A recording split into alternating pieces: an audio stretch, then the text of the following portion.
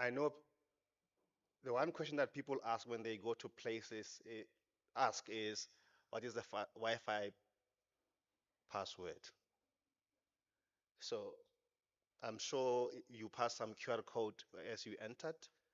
There, please visit use UNISA events on the menu of possible Wi-Fi access. Go to UNISA events, and the password will be UNISA, capital U, UNISA at 2022 at. It's as simple as that. Huh? Then you'll have access to the UNISA Wi-Fi network this morning. Are we together? And the last thing with regards to housekeeping is, could you also, including myself, take out our phones and put them on silent?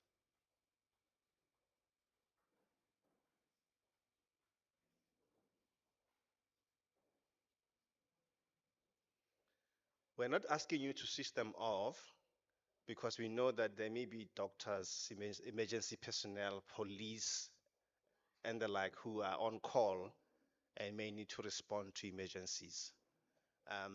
And also, we are also appreciative of the fact that parents have kids writing final exams, senior certificate or matric certificate, and you may be on some of on call for one reason or another.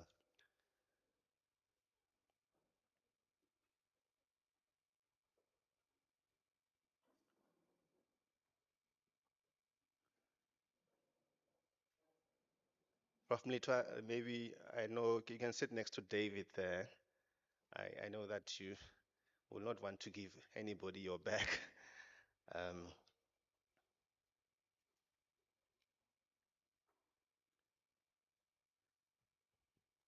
Colleagues, I think we can officially start, but I'm going to rephrase a few things I said earlier, that please, the bathrooms are on my right, your left, at the end of the corridor. Two, if you could kindly put your phone on silent or vibrate.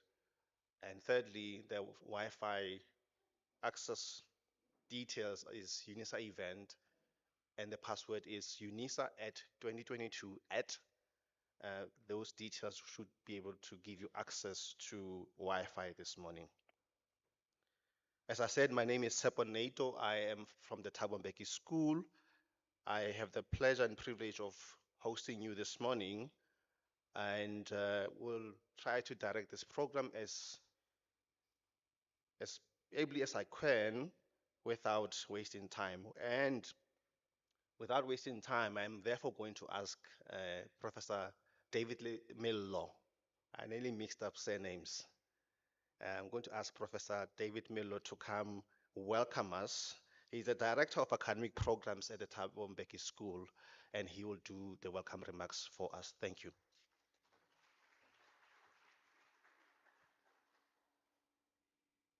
Thank you very much, Program Director and colleague, and Tate NATO.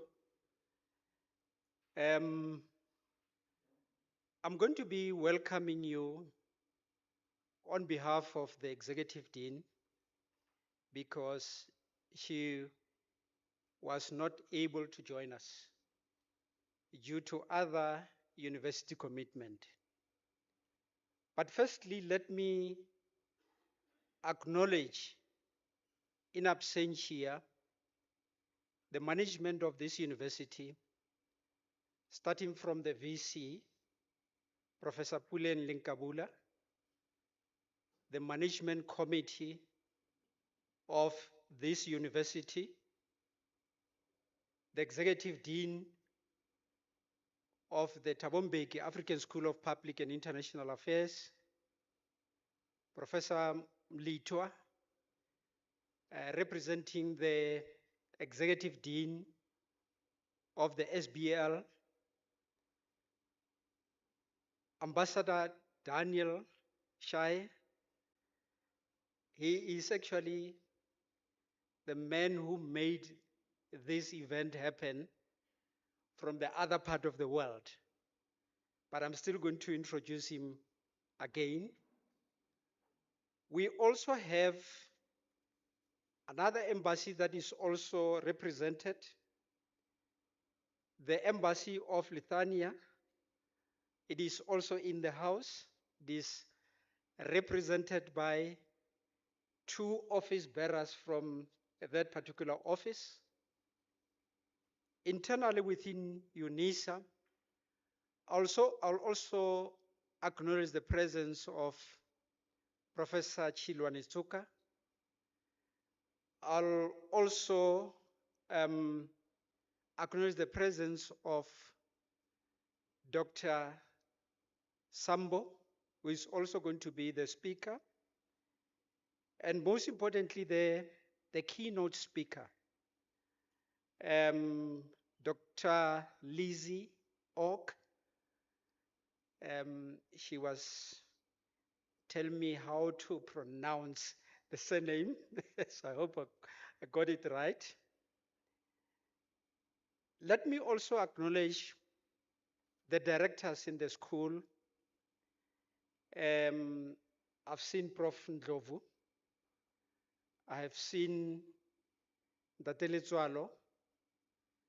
I have seen the academics from the Thabo Mbeki African School of Public and International Affairs, postdoctoral fellows, ladies and gentlemen in the room, and those who are following us online.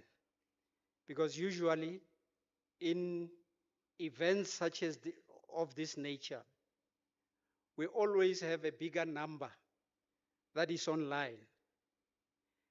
And you know, when I was told about this event, to me it was like what the doctor has already ordered for a sick patient. And why do I say this event is more like what the doctor has ordered for a sick patient? It is because as South Africa, we have a problem of high unemployment. Our official unemployment rate, as per the report of Statistics South Africa, Q3, it says that our unemployment rate is at 31% and counting. We also have a major challenge with the youth that are unemployed, that are sitting at home. So you find yourself in a country that is characterized by paradoxes. On the one hand, you have a lot of people who are willing and want to work. On the other hand, you do not have productivity. The economy is not growing. Hence, I'm saying this is what the doctor has ordered. Because all those young men and women who are at home, they are not blank upstairs. Most of them have got very brilliant idea on how to start businesses.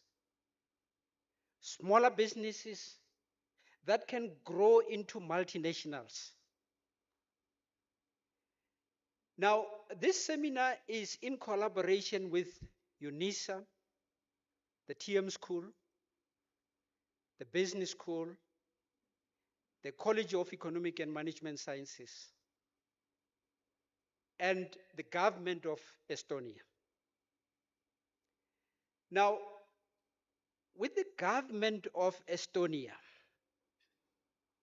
when at some point we visited them, because today is not the beginning of this relationship. This relationship is ongoing.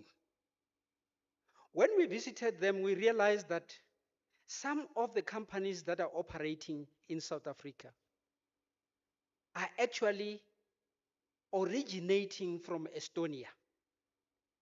Now, some of you who are using shared rides, Maybe you might have used a shared right when you came here that originated in Estonia.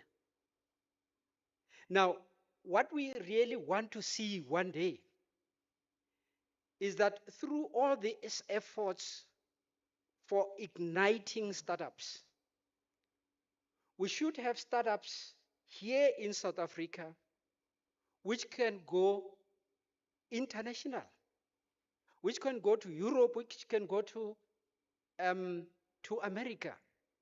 But most importantly, we need startups that can be able to employ more people, because that's where the challenge is. We need startups that would be able to help us fight poverty, because you cannot claim that you have a stable country when people are hungry, when people are unemployed. Those people are easy to mobilize into anything that they can destabilize the country. And we therefore welcome you all in the room and those who are online. And I'm saying to you all, let the sharing of good ideas begin. Thank you.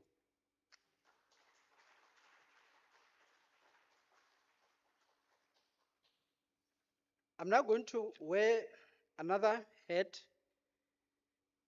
and this hat is just about to introduce the next speaker, Ambassador of Estonia. Ambassador Daniel Shai is an experienced diplomat currently serving as the ambassador to the Republic of South Africa and the Republic of Kenya, as well as the ambassador at large for Africa with the Ministry of Foreign Affairs of Estonia since June 2022. Previously, he held the role of Commissioner General for the Expo 2020 Estonian Pavilion from May 2019 to June 2022, and served as ambassador at large for Africa between September 2015 and June 2019, where significant involvement in Estonia's UN Security Council campaign occurred.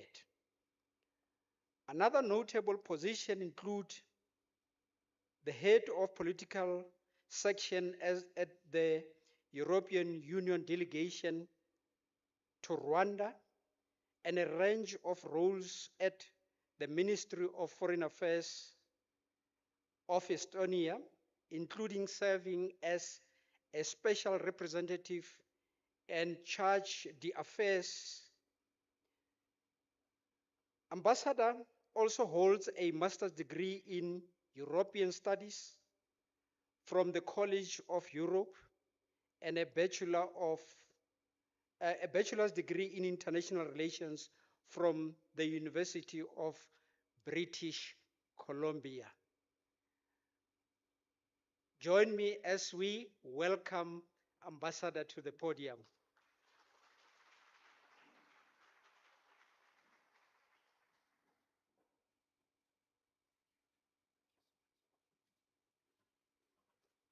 Thank you so much, Professor Mello. Good morning. Oh, that was a little bit quiet. We were talking about startups today. Good morning. That's a lot better.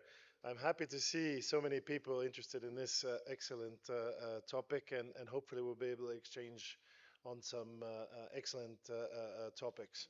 So first of all, I want to continue to thank the Thabo Mbeki School here and Professor Dean Paswana, who has been my counterpart here. I know that she's filling in other responsibilities because you happen to have something called G20 happening in South Africa. I don't know if anyone's heard of it, but some things are happening around here and there. So we will excuse her from not being here. But honorable colleagues, deans, professors, all protocols observed, and of course the most important, those who are actually studying here in the university and those who are our future, the youth. So thank you for joining us. Our relationship goes back to when I started as ambassador. The embassy in Sweden reached out to us saying that the school wanted to come visit us in Estonia. And we were very, very happy with that. I came here, I was able to meet with, I think it was now the honorary dean. Don't, unfortunately, have forgotten. Philokomo, and he immediately invited me to his home, which immediately showed the warmth of the South African people, and immediately showed that we can immediately become friends and share experiences with each other in a frank way. Because what Estonians are really good at is we talk how things are. We don't embellish things. If we tell you the things that we've done wrong, we tell you about the things that we've done correctly. We talk about things to make sure that you don't fall in the same mistakes as we have. But you also learn from what we've done. We're not coming here to teach. We're also coming here to learn from you.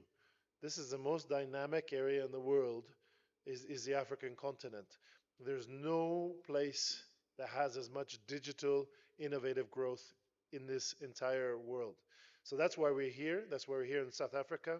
We were just at the Africa Tech Festival in Cape Town with over 15,000 participants, lots of telecommunications companies, and a lot of banks. Everybody is talking about startups, how to fund these operations, and also how to involve the youth in developing these ecosystems. And that's why we thought together with the school here that that was the best thing to do. And of course, they involved the business school here, and we decided that the best thing was to share our experiences. And that's why I've brought our team from Estonia. Lisi Org is the CEO of Latitude. She's been doing this for a long time, building these ecosystems. We've been very active also building together with Kenya, and it's a great honor to be here. So again, once again, thank you very much for the organizers. And by the way, I'm available in LinkedIn, all of these social medias. If you have a question, please reach out to me. I'm very flexible with these things. I don't really follow very much a protocol on these matters. If you have a concrete ask for me, I'm happy to connect you to people in the Estonian ecosystem, and also to give you advice if I'm able to do so. So once again, thank you very much for this opportunity, and I hope that this will be another brick in our relationship between our two countries. Thank you very much.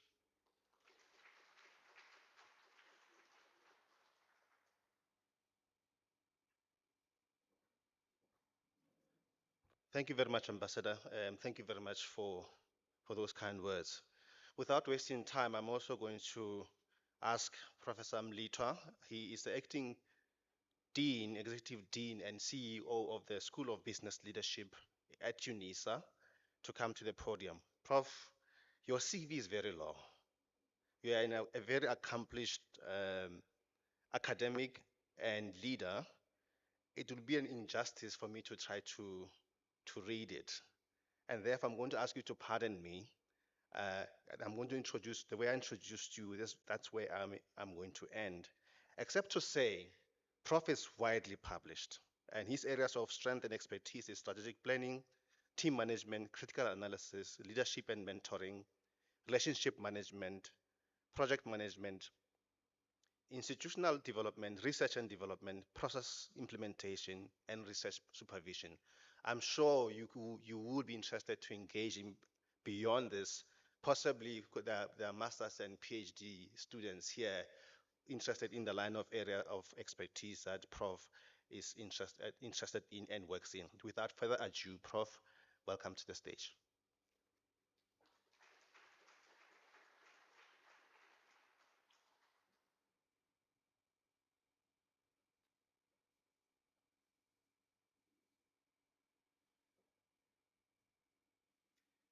Good morning. To follow protocols, I want to acknowledge the leadership of this university, starting from the Chancellor, President Thabo Mbeki, the Vice Chancellor, Professor Puleng Linkabula, my Dean of the school, Professor Msweli, Prof. Melo, Honorable Ambassador. I'm not following a very correct order, but nevertheless, it is my desire to acknowledge and follow protocols. EC, colleagues, ladies and gentlemen, I am very much delighted and grateful to the TM School of Management for having contacted the business school to include us in this interesting development. I am standing in on behalf of Professor Msweli, who is the academic dean of the business school. We are called the UNISA Graduate School of Business. I think the opening remarks from Prof. Melo and the ambassador are a mouthful and obviously completely relevant to the event of today. I'll tell you why. Because, Prof. Melo, when you indicate the challenges of employment, unemployment, the fluctuation of the state of economic growth, I'm saying fluctuating because I don't want to give one-sided accounts.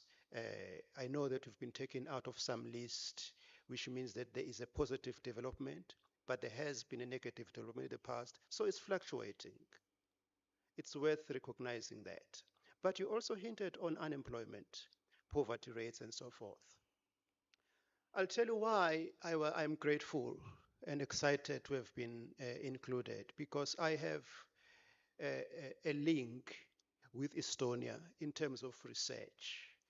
In 2002 to 2006, I was playing a key role working for bridges.org, and my focus was to do research on what is called international e-readiness status of countries. We were making those presentations at Davos World Economic Forum. The purpose of our research was to inform the development narrative, in particular on the concept of e-readiness. The concept is overloaded. E-readiness, it means you are moving somewhere. You want to assess where you are so that you can be able to check if you are ready to embrace the state of technological advancements that are necessary to position you to facilitate your development within the scope of what have emerged today to become known as the Fourth Industrial Revolution. So what used to surprised me most of the time when I was doing the e-readiness research and reports were the frequent realization of the standing of Estonia. All the time when I was assessing these countries internationally, Estonia used to be in the top 5 in terms of the state of readiness in a large number of things. And for that, Prof. Melo, you have hinted that from your own experience as the TM school, you have also had an encounter where a lot of, somebody mentioned Uber, for example. Yeah, somebody mentioned Bolt as well. And somebody mentions a lot of things. But for me, in terms of e-readiness, because e-readiness, we used to define it as the state in which the country leverages equitable access into technological resources. Because sometimes we find that others have got access, others do not have access, others have got skill, others don't have skill, others have got competencies and so forth. So the cost also of access, Estonia used to get all of that right, to leverage technological access equitably in the country. So that used to touch us. I used to dream to say, if we want to fast track and guide development, who can assist me somehow to link me with colleagues from Estonia so that they can help us, because you learn better from practice, you learn better from experience. You learn better from those who manage, not at one point in history, but who have managed consistently to get it right. Because if you are getting it consistently right, therefore it means you must be doing something right and sharing the formula. Because some of us were singing praises, but we need to develop and leverage from proven experiences. Let me come back to the Graduate School of Business Leadership. We are delighted to be part of this, and we are keen to partner. I'll tell you something, building on what Prof. Melo have discussed about poverty, about the essence of startups, you call it. I will go beyond startups to say startups, but also there is, because I supervise postgraduate research and I come across a lot of strange statistics. And statistics say that countries that want to build economic growth in a fast-tracked manner and in a sustainable manner, they need to prioritize small to medium-term enterprises. They need to support them. And I think countries in Southeast Asia, I've listed Malaysia, I've listed Singapore, I've listed South Korea, I've listed Taiwan, I've listed India, have taken that narrative to heart. They have vibrant small to medium term enterprises. But it's not about small to medium term enterprises. It's for a number of reasons.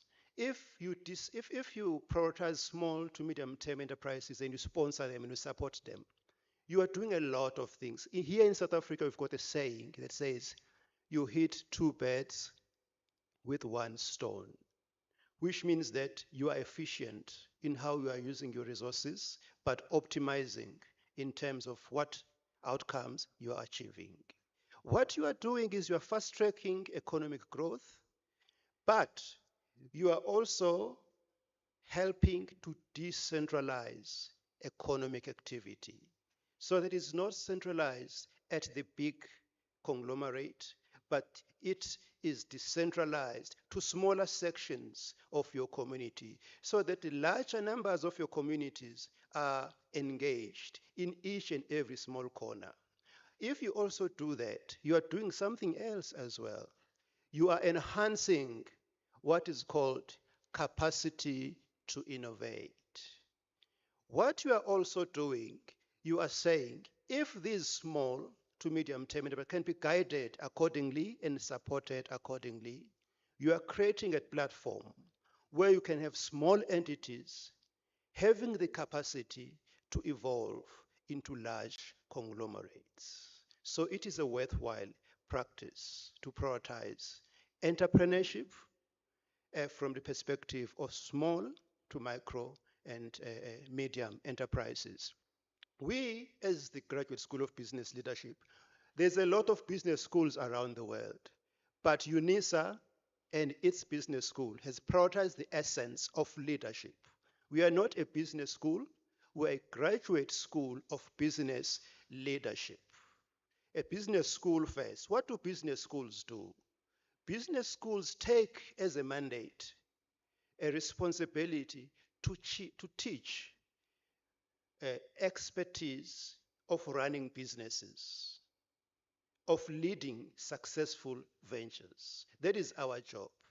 Now, when we recognize the urgency of unemployment and need to decentralize economic growth, because remember, the essence of inequitable economic distribution remains a challenge in Africa, South Africa, and in most of the developing world.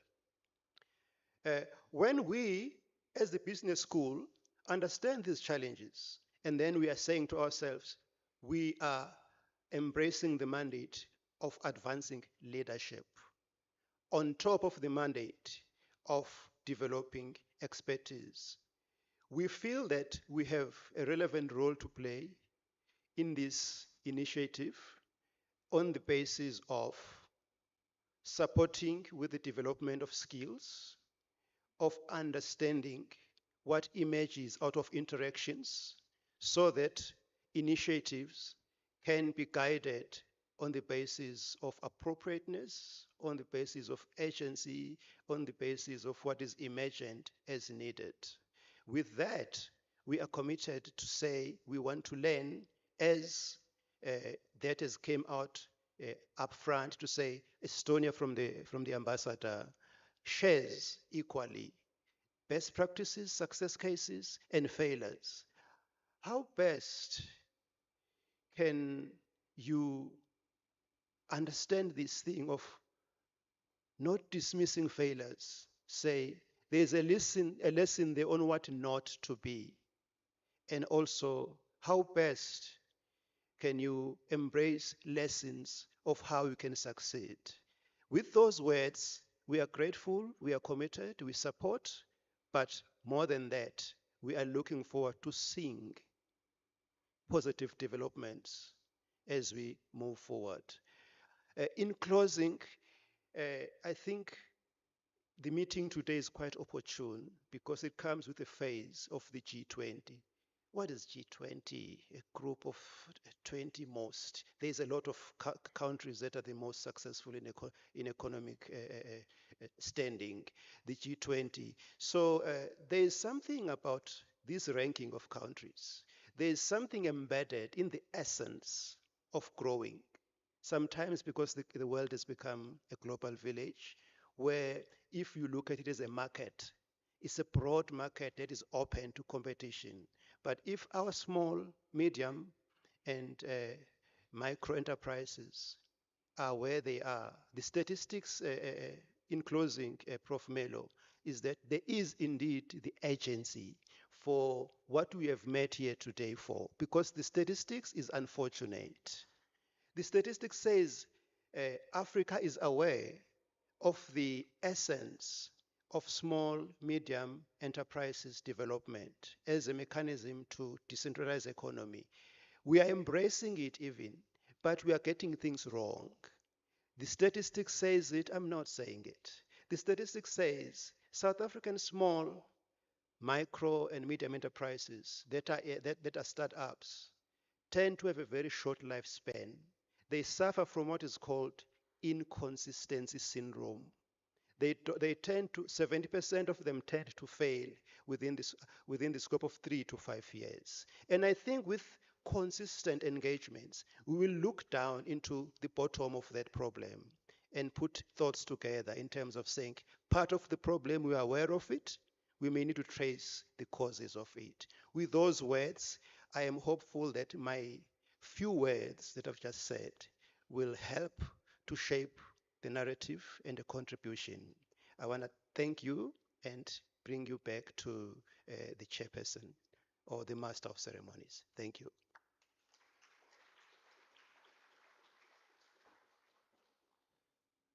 Thank you, Prof. Thank you for that overview. How many of you are entrepreneurs in this room? Okay, it's a good number of entrepreneurs. Lisi, Dr. Sambo, can you see that we have people really looking forward to hearing from you? How many are studying entrepreneurship? Study the area of entrepreneurship. You study it, you research around SMEs and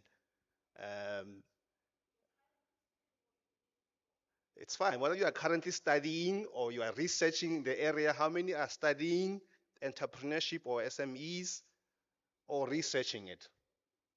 Great. How many of you are shy potential entrepreneurs? You have not launched yourself into. So I think the last group, you are afraid of the stat that Prof just mentioned, that 70% of SMEs fail within 3 years. I think that's your biggest fear, perhaps, or some other reason.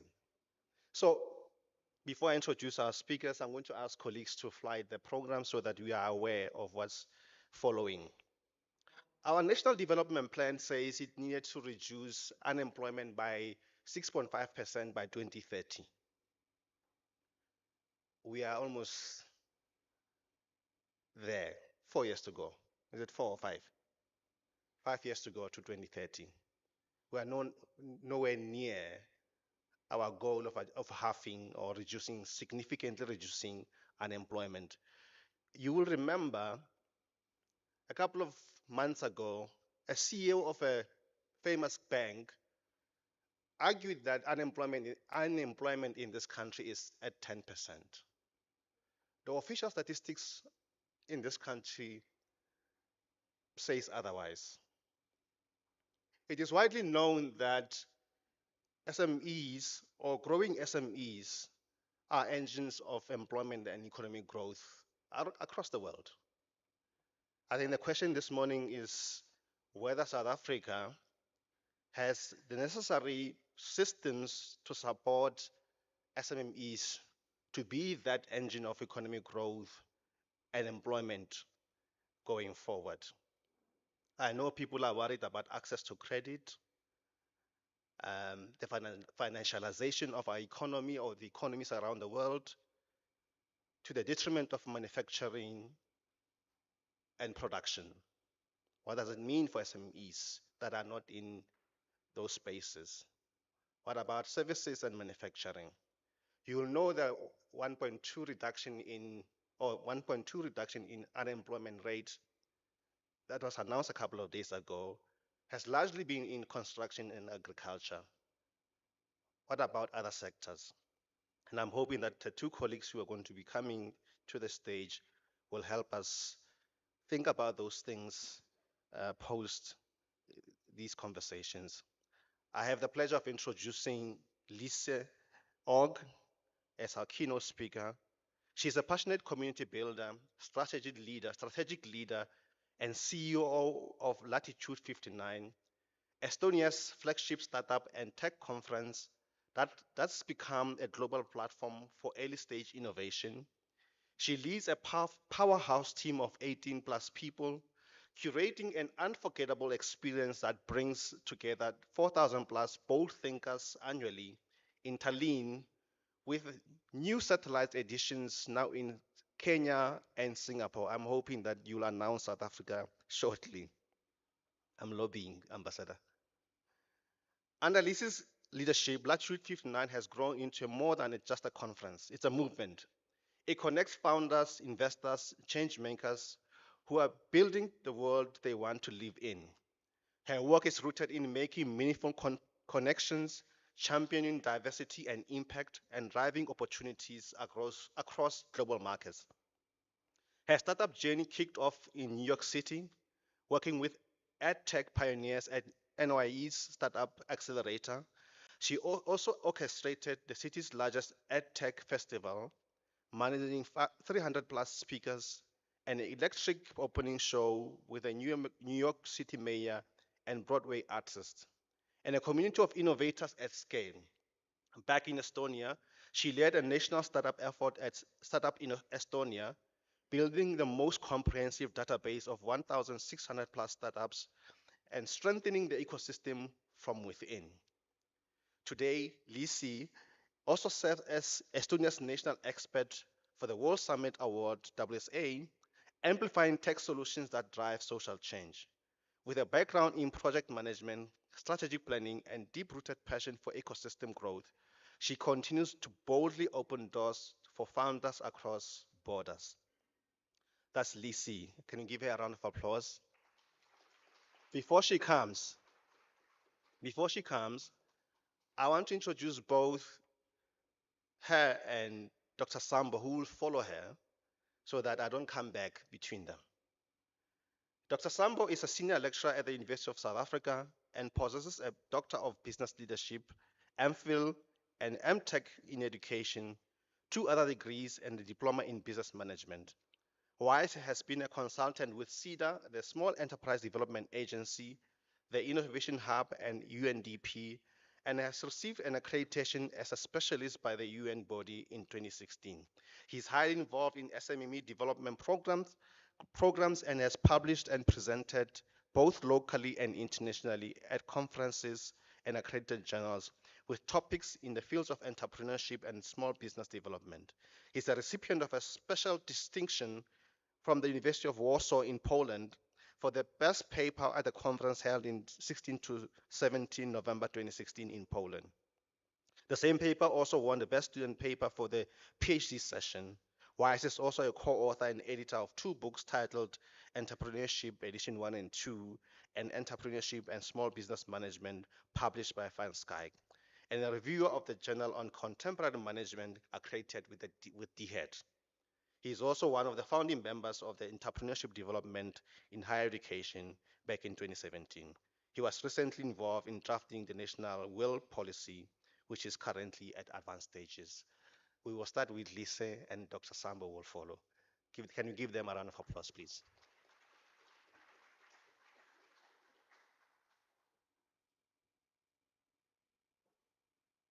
All right.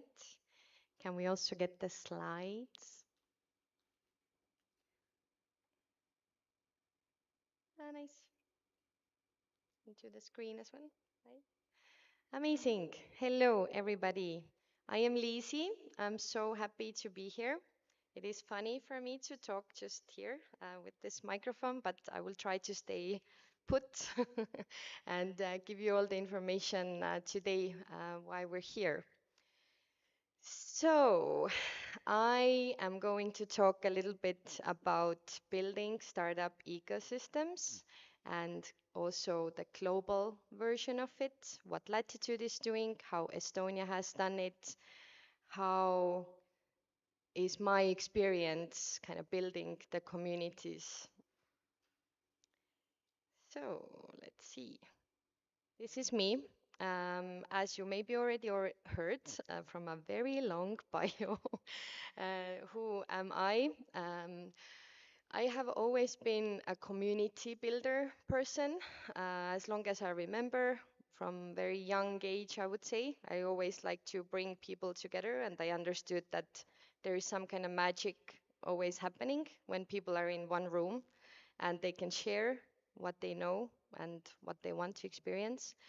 But more like professional side, my startup journey actually started around 2017. And then I was in New York, in edtech startups, came back to Estonia, worked in the government, helped start up the whole kind of startup ecosystem, connecting all the support organizations with startups, investors, community organizations, and of course there was a big part of bringing this knowledge that startups have to the government and kind of building that bridge, because this is super important, right? What else did we do? We compiled or built up the startup database in Startup Estonia. So right now, I'm going to tell you later how many startups we have, but also the supporting things that we did for startups, like model documents, different mentorship options, brought them together with legal advisors, so on and so forth. Startups do need a lot of help in the beginning. Founders overall are, I think, in my opinion, my humble opinion, really crazy people, that they actually even go to that journey. That's like a little bit masochist, but it's very cool that they're doing it. And so I think all the community organizations and community around it should be all, gathering together and kind of help them to achieve that. So I think I covered that. I've been a CEO of Latitude 59 4 years now, and we have a very, very amazing team, both now in Kenya, in Estonia, and we hope to have more people from all around the world. So, how do you say hello in Estonian? This is very important, and you can learn it right here. So, can we do that together? How do you say it? 1, 2, 3. Tere. Nice. Now you know. But how many of you even know where Estonia is? Can you raise your hand? Okay, okay. Good, good. Okay, we're getting there. I don't know if I can get this video going also. Would like to show it with the Also the voice or the sound. Do you think it's possible? Yeah? Let's do it. And you play with code? Click, run, click, done. Country with 1.3 million born. So many startups turn unicorn. Tech capital, venture capital, human capital. Нормально. Signed out of work at 5? How? You? In nature? It's just 5:05. It's normal. Hey, what are you doing? Internet voting? Parliament election, candidate selection. Нормально. What is that? A bot? A robot? Supplying potatoes, tomatoes, organic, botanic. Business meeting in a sauna? No blazer, no collar, straight talk, no block.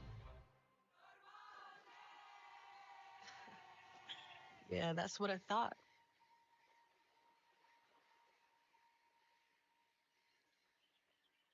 Like a little teaser video about Estonia. So you will maybe get to the vibe. Let's show the next slide as well.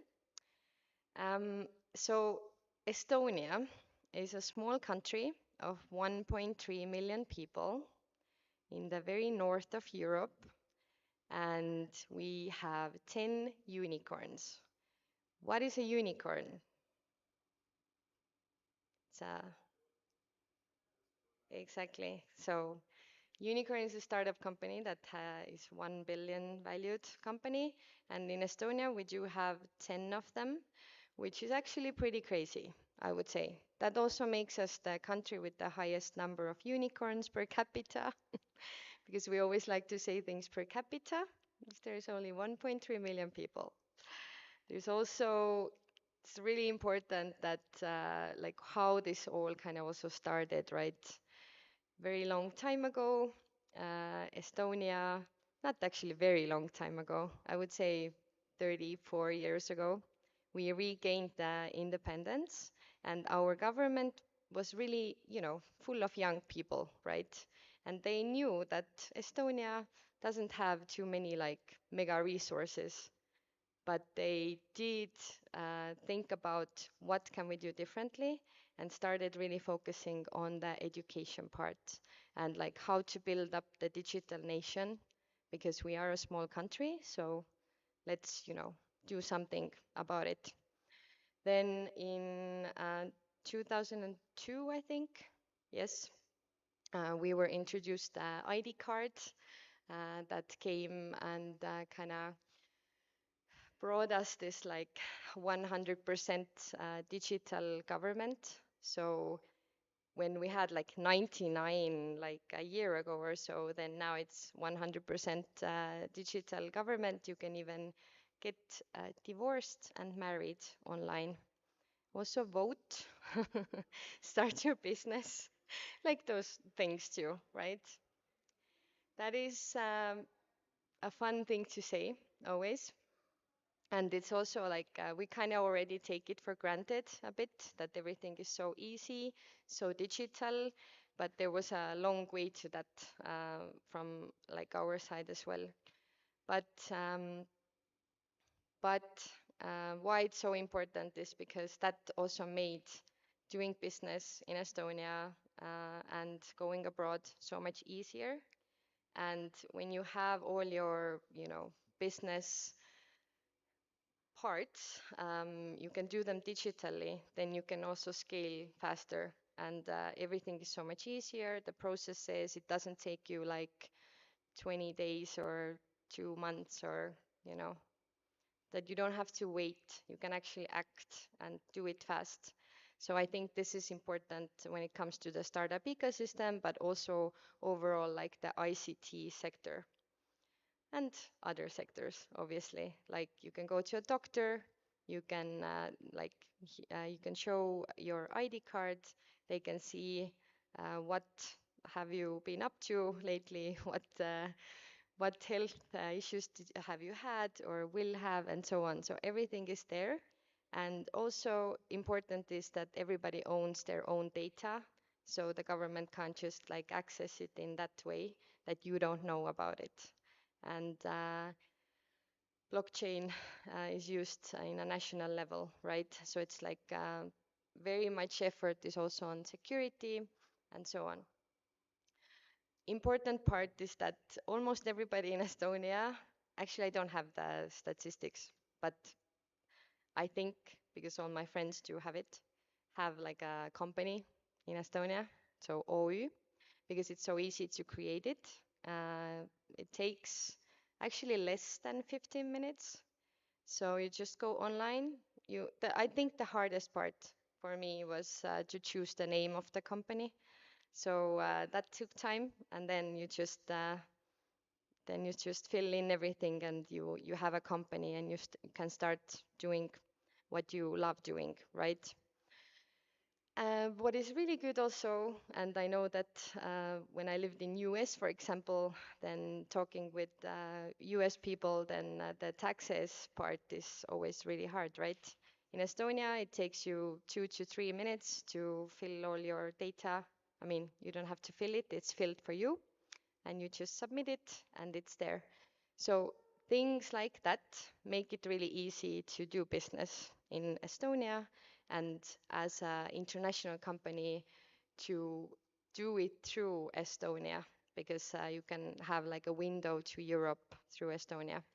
We also have an e-residency program. I don't know if you have heard about it. Maybe it is a pretty successful like project that came and like was born in Estonia, and basically you can access Estonian digital services through e-residency. And right now there is also a campaign actually going on that if you apply before 18th of December, then the e-residency card will be coming to Cape Town or Joburg. At least that's what I understood from e-residency team. But you should look into it if you're interested doing business in Estonia or like going to Europe through Estonia. That's the easiest way.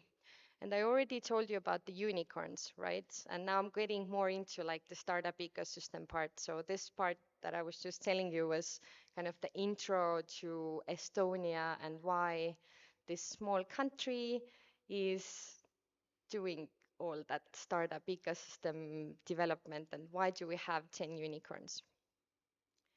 We also have around 1,600 or 1,700 startups, because it is a very tight-knit startup community that we have built it in a way that was right for us. There is no secret sauce that like works for every ecosystem.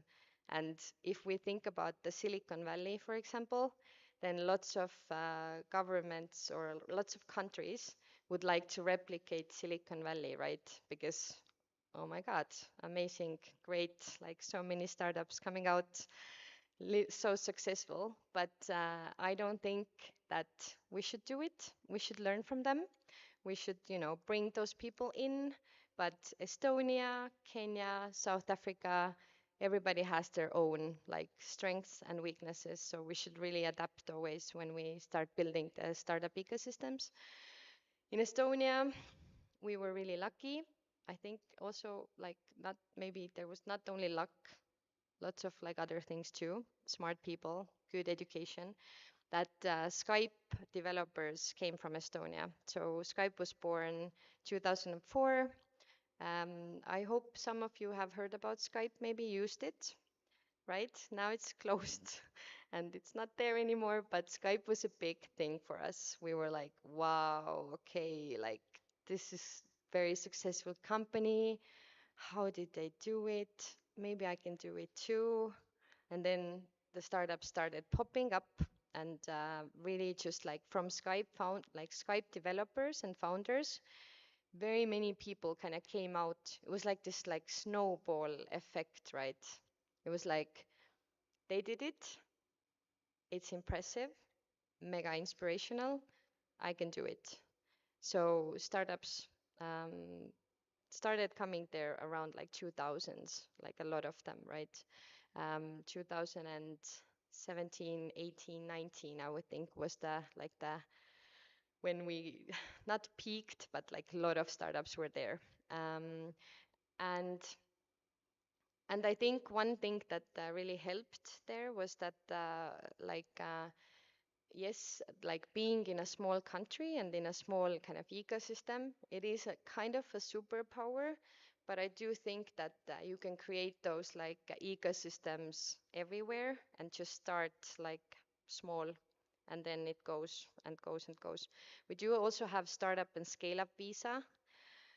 So if you're a startup, then you can apply to the startup visa and basically come to Estonia if you're granted that visa and build your business from there. There's like a committee from startup ecosystem who goes through those applications and sees like, okay, this is, this could like offer value to Europe startup ecosystem. And so this is good. And yes, we talked already about the 10 unicorns. Those are the 1, 2, 3, 4, 5, 6.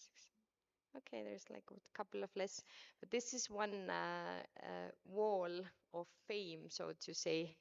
And some people in Estonia call it like Estonian mafia. I don't know if I like the name so much, but it kind of represents like the community of startups. And all those startups talk to each other.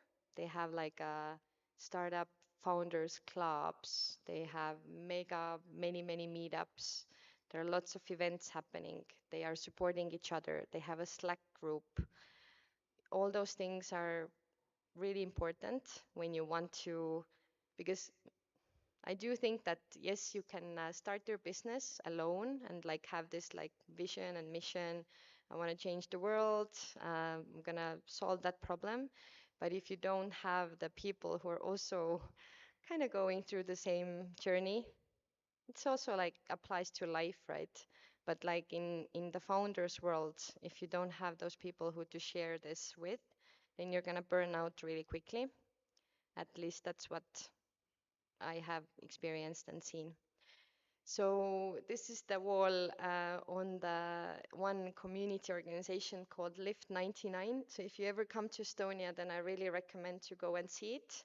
In Lift 99, lots of cool startups have started their journey and found people to work with, right? So yeah, Estonia Mafia Wall of Fame, those startups are like on their way to unicorn status, and then they're like the guys on top, so you know who to talk to. And maybe some like key things that have gotten this far is definitely the influential part of our background. Like I said, Estonia started with basically kind of nothing, right? Coming out from the occupation, 1991, and then we understood that if Skype did it, if like the digital ecosystem is there, then more things are possible. And Estonians are really hard workers. They like there was like this mindset, right? Like the mindset that we have to do something. This is our chance. Technology is the way to go. And this is where the snowball effect started. Skype Mafia, role models, all super important parts. When I talk about the ecosystem development in like countries where you don't have very many like really good examples of startups, for example, or like really experienced founders, then usually those countries like want to start with the government support or ecosystem organization support. And I think like, I mean, I'm representing my own kind of opinions here, but I do think that if you don't have those examples and you don't have really good founders examples, then it is hard to motivate all the other people to do it too. And I think that's the key. Like, how do we get those founders in, and like how do we support them? what does the government need to do, what do the support organizations need to do, or academia, in order to push them to a place where they actually need to be. So, yeah, small market, which, 1.3 million people is not a lot of people, which means that Estonians always have to, not even Estonians, when you do business in Estonia, then you have to think global from day one. So that's what I really like. We mentioned it before as well, the global village. I'm gonna tell you more about it. But so global from day one has been a motto for all the startups that have become unicorns and who are successful in Estonia. And this is kind of the message we want to also get out there. And we know that, African continent is massive and there are so many countries and there are like specific problems, for example, that you are solving for the country or the region, but it is still helpful to like think even like a little bit bigger, because there is no way that your startup will survive if you only focus on like one market eventually, because there is no scaling effect. So this is why Estonian startups have been so successful. The smallness is a curse and a blessing. Mostly the global aspect of it is a blessing one. And there is, of course, the support part that I have been part of for a long time, right? The early support, government understood we need to support the startups. We need to create an organization under the government that's called Startup Estonia. There came out a lot of those initiatives, projects that really help to boost the startup ecosystem, and not only just, like in that level that we didn't just do meetups for startups, but we like started organizations that created accelerators, incubators, different procurements were made to kind of like understand the situation and really bring the ecosystem together. I was a startup community development manager for like 3 years in the government, and this is what we did, right? We brought them together, all the incubators, accelerators. I was talking at the same time around like 100 plus like 120 support organizations, and we also mean by that like legal companies, incubators, some kind of like events. There were lots of like different things popping up, and they're still there. This is like the continuing work. So this is something to go also into like, so how did we really start doing it and what were the first steps? And I think the first step always, like when you start building ecosystems, and especially startup ecosystems, is to start with the mindset, because when you believe that something is possible and you can kind of do something about it, and you are there is provided like a platform to do it. For example, as we had hackathons, then this is where it kind of started. There were like so many hackathons that I don't even remember. Like I think it was like one hackathon every week at like the start of the ecosystem development. And what it gave us was that there were mentors who had already, started their companies, and there were those young, very hungry, you know, motivated, inspired people who were like, okay, let's hack it. In 48 hours, we're gonna come up with the business idea, and then maybe something happens after that when we have, proven that this is necessary, we have traction, we have clients already, we can show the world that we're gonna do it. We also organized very many, like the whole ecosystem, like wide events like Startup Week Tallinn, for example. I think we had like 65 events in 1 week, and different organizations were doing the events. And the main thing was to promote the startup mindset, do something like workshop, I don't know, like the basic things were there, right? Like how do I find my product market fit? How do I find investors? Maybe there's Microsoft who I want to work with. Like, what are those corporations? So lots of those like crazy things happened. And when COVID hit, right, then Estonian hackathon organizers and Garage 48 was one of the organizations you might have heard of.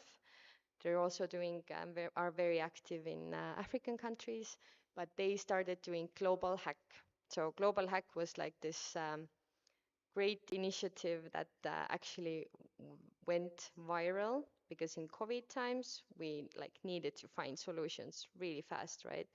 So that hack actually went really global, and those are the countries that were part of it actually. So that was pretty impressive that this came from all the way from Estonia, and some very impressive solutions came out of it. So the mindset, I would say, is one thing. Then the allyship, always important because you need different parts of the government. You need um, you need founders like who are already established to support the like founders who are just starting out. You need the capital. You need investors. You need to like make them understand this place is attractive, and you will get really good startups that will bring you 10x times money back. And this is the hardest part, always, I think, with investors. But small steps always help. And when you build allyship with different startup organizations, then this is the way to go. And that's what at least I saw in Startup Estonia. Those are, for example, this is a group of people who I brought together with me to Berlin. We did like a little study trip. There are around 25 organizations represented, I think. And we got together like basically every month to talk about like what they are doing, what are the initiatives, what are the startups that are coming out from their programs and so on. And kind of like studying from different other startup ecosystems was, very important because that widens your perspective. You understand what else is missing in Estonia and what can we learn from others. We also created like the government kind of like white papers, but I don't know how to explain it better. So basically like a strategy for the startup ecosystem development. What are the parts of it? Like why science in it is also very important. And right now you would see in Estonia lots of new deep tech companies popping up that are based in the science and commercialization. And so like different sectors kind of also described. And then like where is this country going? Like a 5 to 10 year old plan in startup ecosystem. Like how do we want to showcase Estonia, and like why this is the best place to do your startup in? And I feel like this kind of gave maybe the organizations in Estonia also like a direction that, okay, we are going there. We want ICT sector to be 30% of our GDP or more. Would be great if it would be more. Right now it's 10, which is also great, I think. But still, this is kind of like the ongoing thing. And when you understand that technology and startups can really boost like the ecosystem, but also the economy, then you want to do it more and more. Wow. Wow. Nice. That was powerful. Yes. All right. Build allyship, meetups. always, right now we're also meeting up, and that's important. Those are the ones that you get the in-person connections in.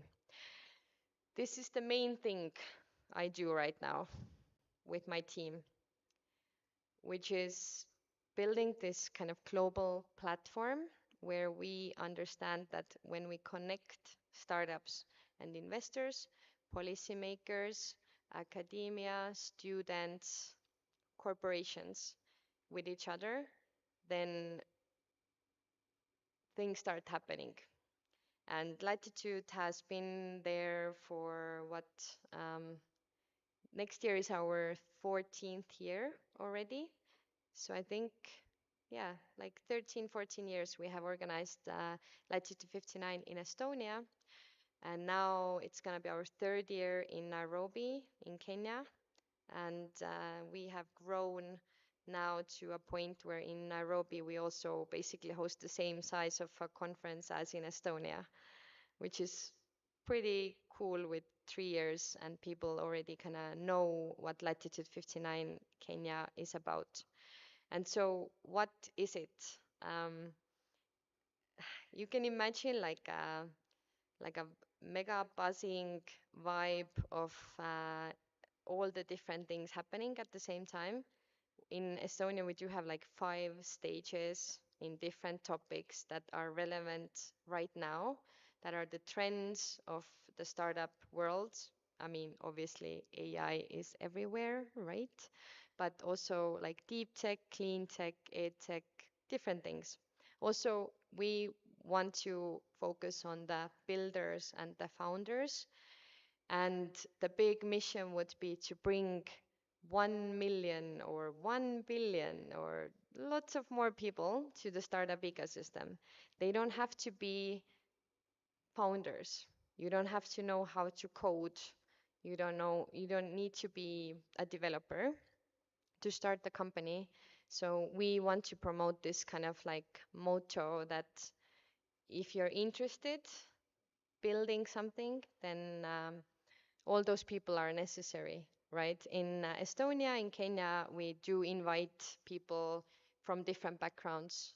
That could be just operators or designers or like any kinds of creative people, lawyers.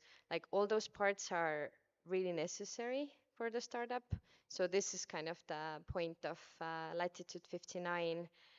And maybe another part in Kenya, what we do is we bring Europe together with Africa. And that has been actually the key point why it is so interesting, because Europeans also don't know how to access, like, for example, East Africa. And we try to bring it closer to them. Like we do talk about mostly about the like East Africa content, right? But I would like to bring, for example, to Kenya this year over 300 investors from both like Estonia, New Nordics, Europe, together with then like the African investors, and they can, like understand what is happening in the startup world here. So this is kind of like building this bridge around the world in different ecosystems. And you can also see here South Africa, right? Because actually, and I can't believe this week feels really long, but yesterday, right? We hosted an event in Cape Town, our first Latitude 59 satellite event. And then today is Friday, we are hosting an event in Joburg.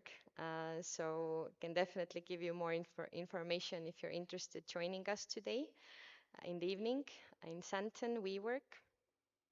But that was like our first experience to come to South Africa. And the event in Cape Town went really, really well. So I hope that we definitely come back and do something bigger. In Estonia, we host an event for 4,000 people. Kenya, basically 3,000, almost the same size. And what happens when you leave Latitude 59 event is that you usually have gotten some kind of new idea, a business partner, maybe an investor, maybe you found employees to do things together with, maybe you found a corporation that is interested in your solution.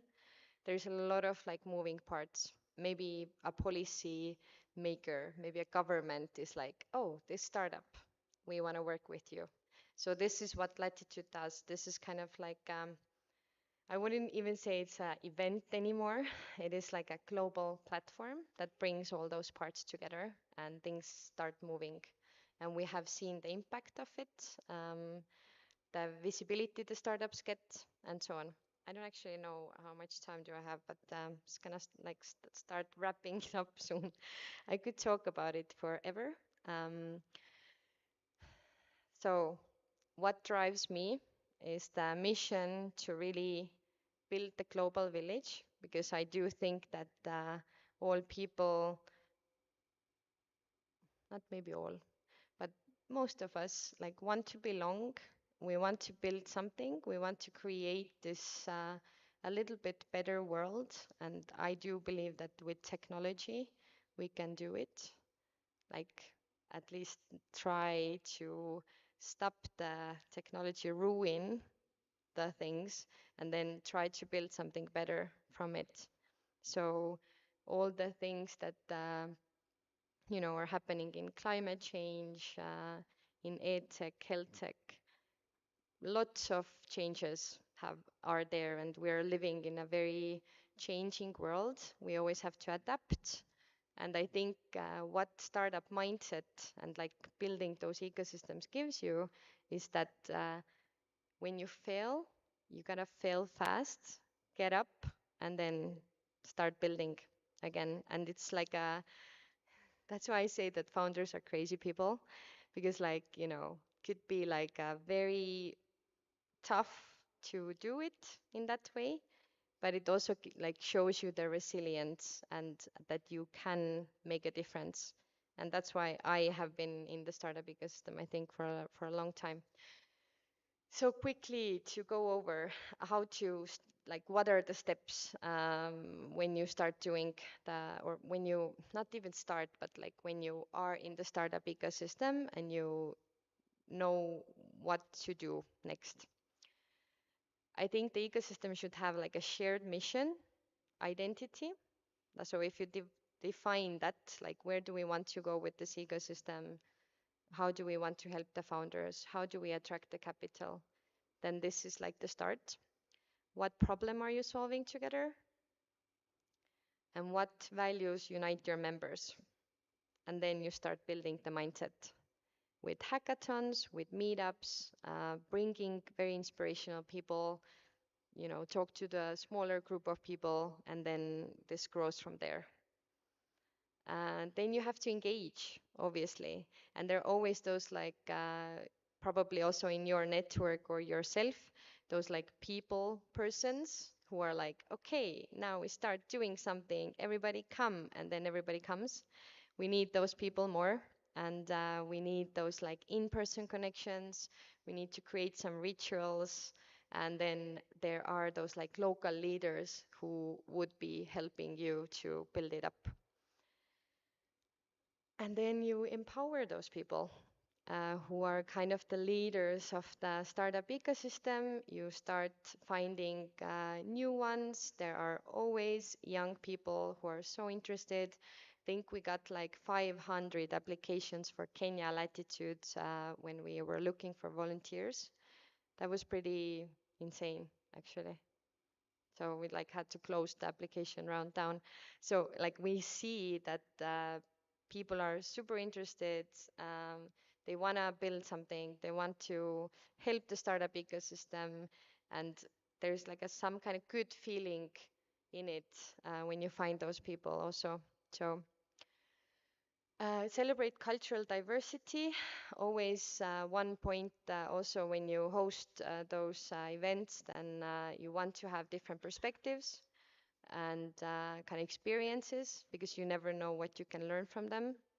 Building an event in Kenya has definitely changed my life, my teams, kind of how we view things maybe, and which is like, why do we want to build this global village in a sense?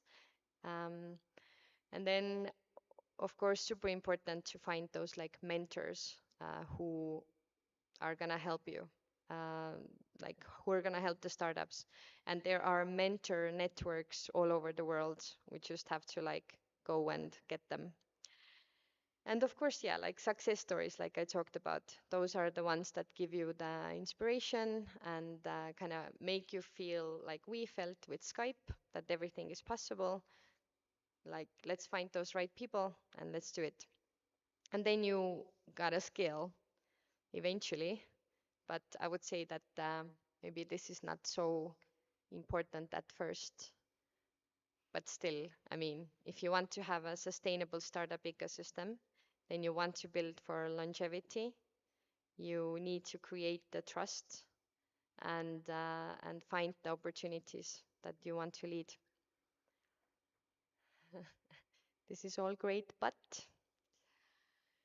funding, burnout, engagement fatigue can also come to the community builders. I think like in all the sectors. And then you gotta deal with it, find people who are similar to you, who want to help you, find support maybe from, I don't know, international organizations that do something similar. Um, and yeah, like I feel like funding is always a question, right? Like how do we attract investors and how do we get the funding to our ecosystem?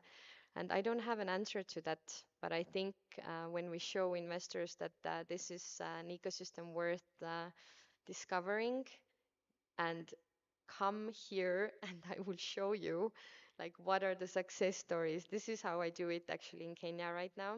It's like amazing conversations with investors, and they come and they are like so grateful that they came, because with like I can't tell them that this is happening here, right? They have to see it themselves, and like people have to see it and like feel it themselves to really understand that there is so much potential and so really amazing startups that you can invest in. This is how the process works, I think. So my message would be that let's build this global village together, because only together those communities can actually thrive. There is so much to learn from all of those. Everybody has their own strengths and weaknesses. Lots of people who know what is missing, like can like kind of map it out, and like the ecosystem is there, like you need those parts and then start working with the parts that maybe are not there. But the global village, I think we're all kind of part of it. We don't exist in silos anymore. The world is super open and there are so many opportunities right now, I would say. Latitude 59, already told you about it. Those are the numbers. One thing maybe mention here is that um, you probably have been to the startup conferences. So you know that it's all like how to find the right people from the crowd of like 4,000 to, I don't know, Web Summit is like 70,000 people, right? So, and I feel like our conferences are like really the perfect size, because you can actually meet like the meaningful people who you need, but you have to do the prep work for that. Definitely, like I would suggest like a week before the conference. You will see from our networking app who are the ones that are coming. AI will help you match with them a little bit. So it is like, you know, but you have to know what do you need from a conference like that. Like who do you want to meet? Do you want to meet investors, business partners? Like kind of set your intentions. And then maybe one thing to mention here is that we want to show that conferences are not just the place where you network, so to say, but also startups. In Estonia, we give out 1 million euros as a pitch competition award every year. And we can show the startups that this is not only like you will actually get the capital if you're really good. And that's what we're trying to do also in Kenya. right now, trying to put together a syndicate investment with like business angels to really help the startups get the visibility, but also get the money. So this is what's happening in Kenya, the 3,000 people event in Nairobi. If you are around, you're super welcome to join us. It's from 3rd till 5th of December. And there is a video, but you can watch it from YouTube maybe. And then one more slide. Latitude motto is be bold, build the world you want. And I do believe that we have lots of bold people, but it's just sometimes like really hard to kind of go over the obstacles and make it happen. So I do think that it really takes the bold people to envision a change, like have this intention first, how you want to create the community. And then it takes even bolder people to make it a reality. And so that's why I always say, let's be bold, let's build that global village. And thank you so much for today.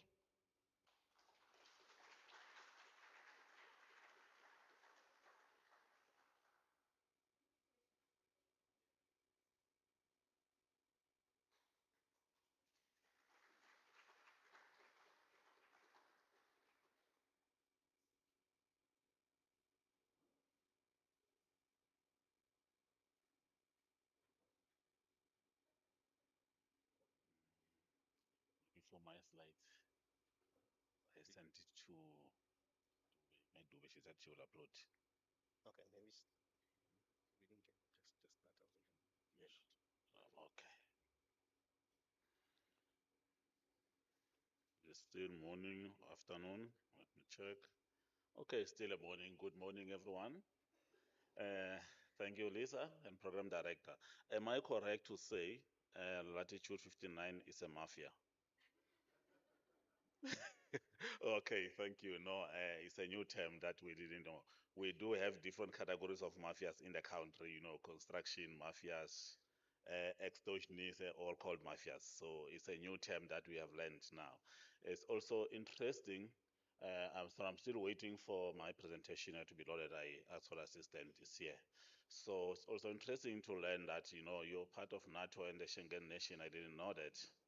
And also the fact that you have 0% corporate income tax. It clearly shows that it's a market to go. You just have to make sure that there is population growth. Mm.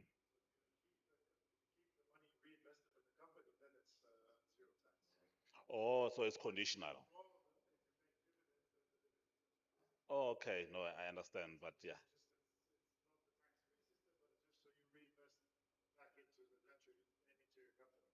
Okay, but interesting to know that. So I hope one day we can have that also. Okay. Too far from the mic, so. Oh, okay, okay. I'm told my voice is not good for the mic, so I try to stay away from. Yeah. How is it coming? For the. Okay, apologies for the delay.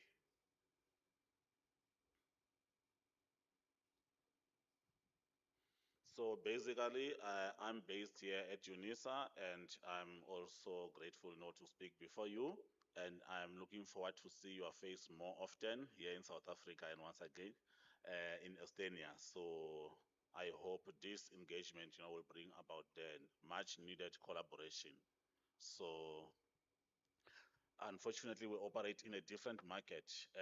The population here is over 60 million in South Africa as compared to your 1.3, and it makes our market and ecosystem completely different and complex. But be it as it is, we still navigate. Our ecosystem is very, very complex. Not sure what is happening.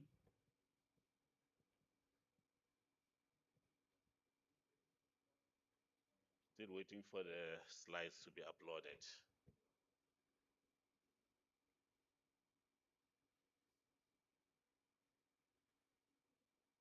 Okay.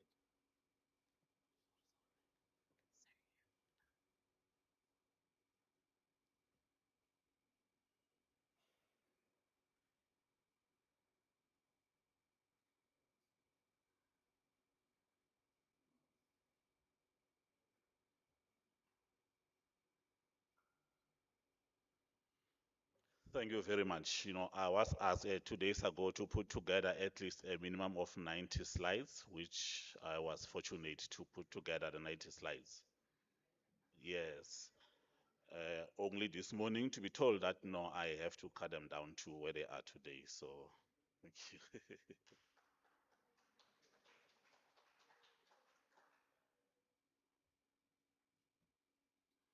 So these are my discussion points.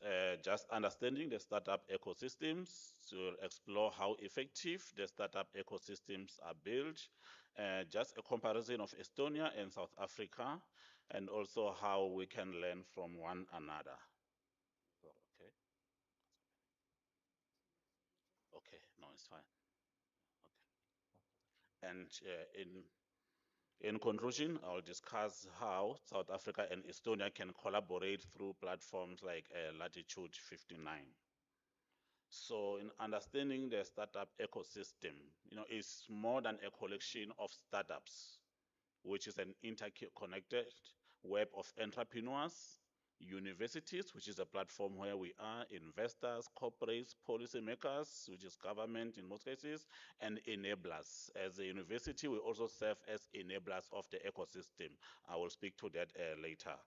And also South Africa is home to prospering startup ecosystem.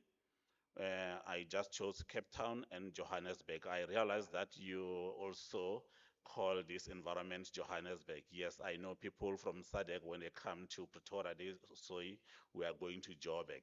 But this is Pretoria, the capital city of this nation. Thank you very much. But no, we accept that. And Johannesburg is consistently ranked among the top ecosystem on the continent. Actually, Joburg is the economic hub of the continent. So this is the population of South Africa, 64 million people. I know, especially academics, we debate about definitions. We argue, we sometimes cannot agree about definitions. It is for this reason that now Startup Blink had categorized certain types of startups, especially tech startups that don't have grown beyond expectations at 632 tech startups. But in different settings, we may argue that we have more than 1 million startups in South Africa, which is the case, of course. But yeah, these were categorized differently by Startup Blink. And this equals to approximately 2 startups per 100,000 people. That is very concerning. 2 startups per 100 people. And our startup ecosystem is ranked number 52 worldwide, which is not bad at all. And, staying the same compared to the previous years. And it's also ranked number 1 in SADC, the Southern African Development Community. And it remained the same since 2024. And 85% of all startups are self-funded. This is according to Business Tech. Already this tells there is a problem of funding. If 85% are self-funded, we already can identify a funding gap in South Africa. So our ecosystem really needs to improve. So here is just an indication of our players in the ecosystem. Our ecosystem, remember I said, is complex. It's very difficult to navigate all of it here. It's a country that in general we are so complex with 11 official languages. So you can imagine how diverse South Africa is. We have national government, which is playing its own role. We have Department of Trade and Industry and Competition. We have Department of Small Business Development. Under it, you get SETFAS, Small Enterprise Development and Finance Agencies. So this is more development agency for SMMEs, and also they offer financial means to assist small businesses. Then we have provincial government. This is just a structure of our government. Our provincial government also has mechanisms to support startups and entrepreneurs. In Northwest Province, you get Northwest Development Corporations. In Gauteng, you get GGDA, which is Gauteng Growth and Development Agency. And a different province of Limpopo, you get Limpopo Economic Development Agencies. All these agencies are aimed at supporting startups, small businesses, and entrepreneurs in that case. So if you miss out on a national government, you still have a provincial government for support, and you still have a local government. In Pretoria, our municipality is called City of Tshwane. Therefore, we have Tshwane Economic Development Agency, which is an economic development entity of the city of Tshwane. Their mandate is actually to promote export, to send our product and collaborate with the outside world there. So they, from time to time, train SMMEs with export potential. They even take them to the market out there in the world. So this is Tshwane Economic Development Agency. So you'll see that our ecosystem is embedded, our SMME support is embedded in different spheres of government and also the private sector. Just about a few weeks ago, I attended the SAB Awards, which is South African breweries. These are the guys who produce alcohol for those who like the beers. So they support SMMEs also big time. And the winner, they go away with millions on a day. And then you've got Sosol also. They have an arm that supports small businesses. Pepsi also has that. Nearly every large organization is tasked with the responsibility to support SMME startup. They just select which sector to support some of them. They don't do it blanketly so. And then you have universities. You have Tax Innovation. University of Pretoria is about less than 2 kilometers away here. We have Chimolong Hub, it's an entity of Wits University. We have technology transfer offices. InterVarsity and Innovation Challenge, I'll speak to this one. And then here at home, UNISA, we have TTOs. As if I knew that Mr. Norma will be here. As I was walking in, I saw Mr. Ayanda. Where are you? Still here? Oh, here he is, yes. He is the director for our technology transfer office. So they are tasked with commercializing some of the research or some of the that can be commercialized and also training entrepreneurs. So internally, we use the technology transfer office, to try and support our startups. They also run the innovation challenge. I just didn't see the date, but it's already coming, I think, in the next week or two. And then we have internally the UNISA Enterprise, which is the commercial arm of the university.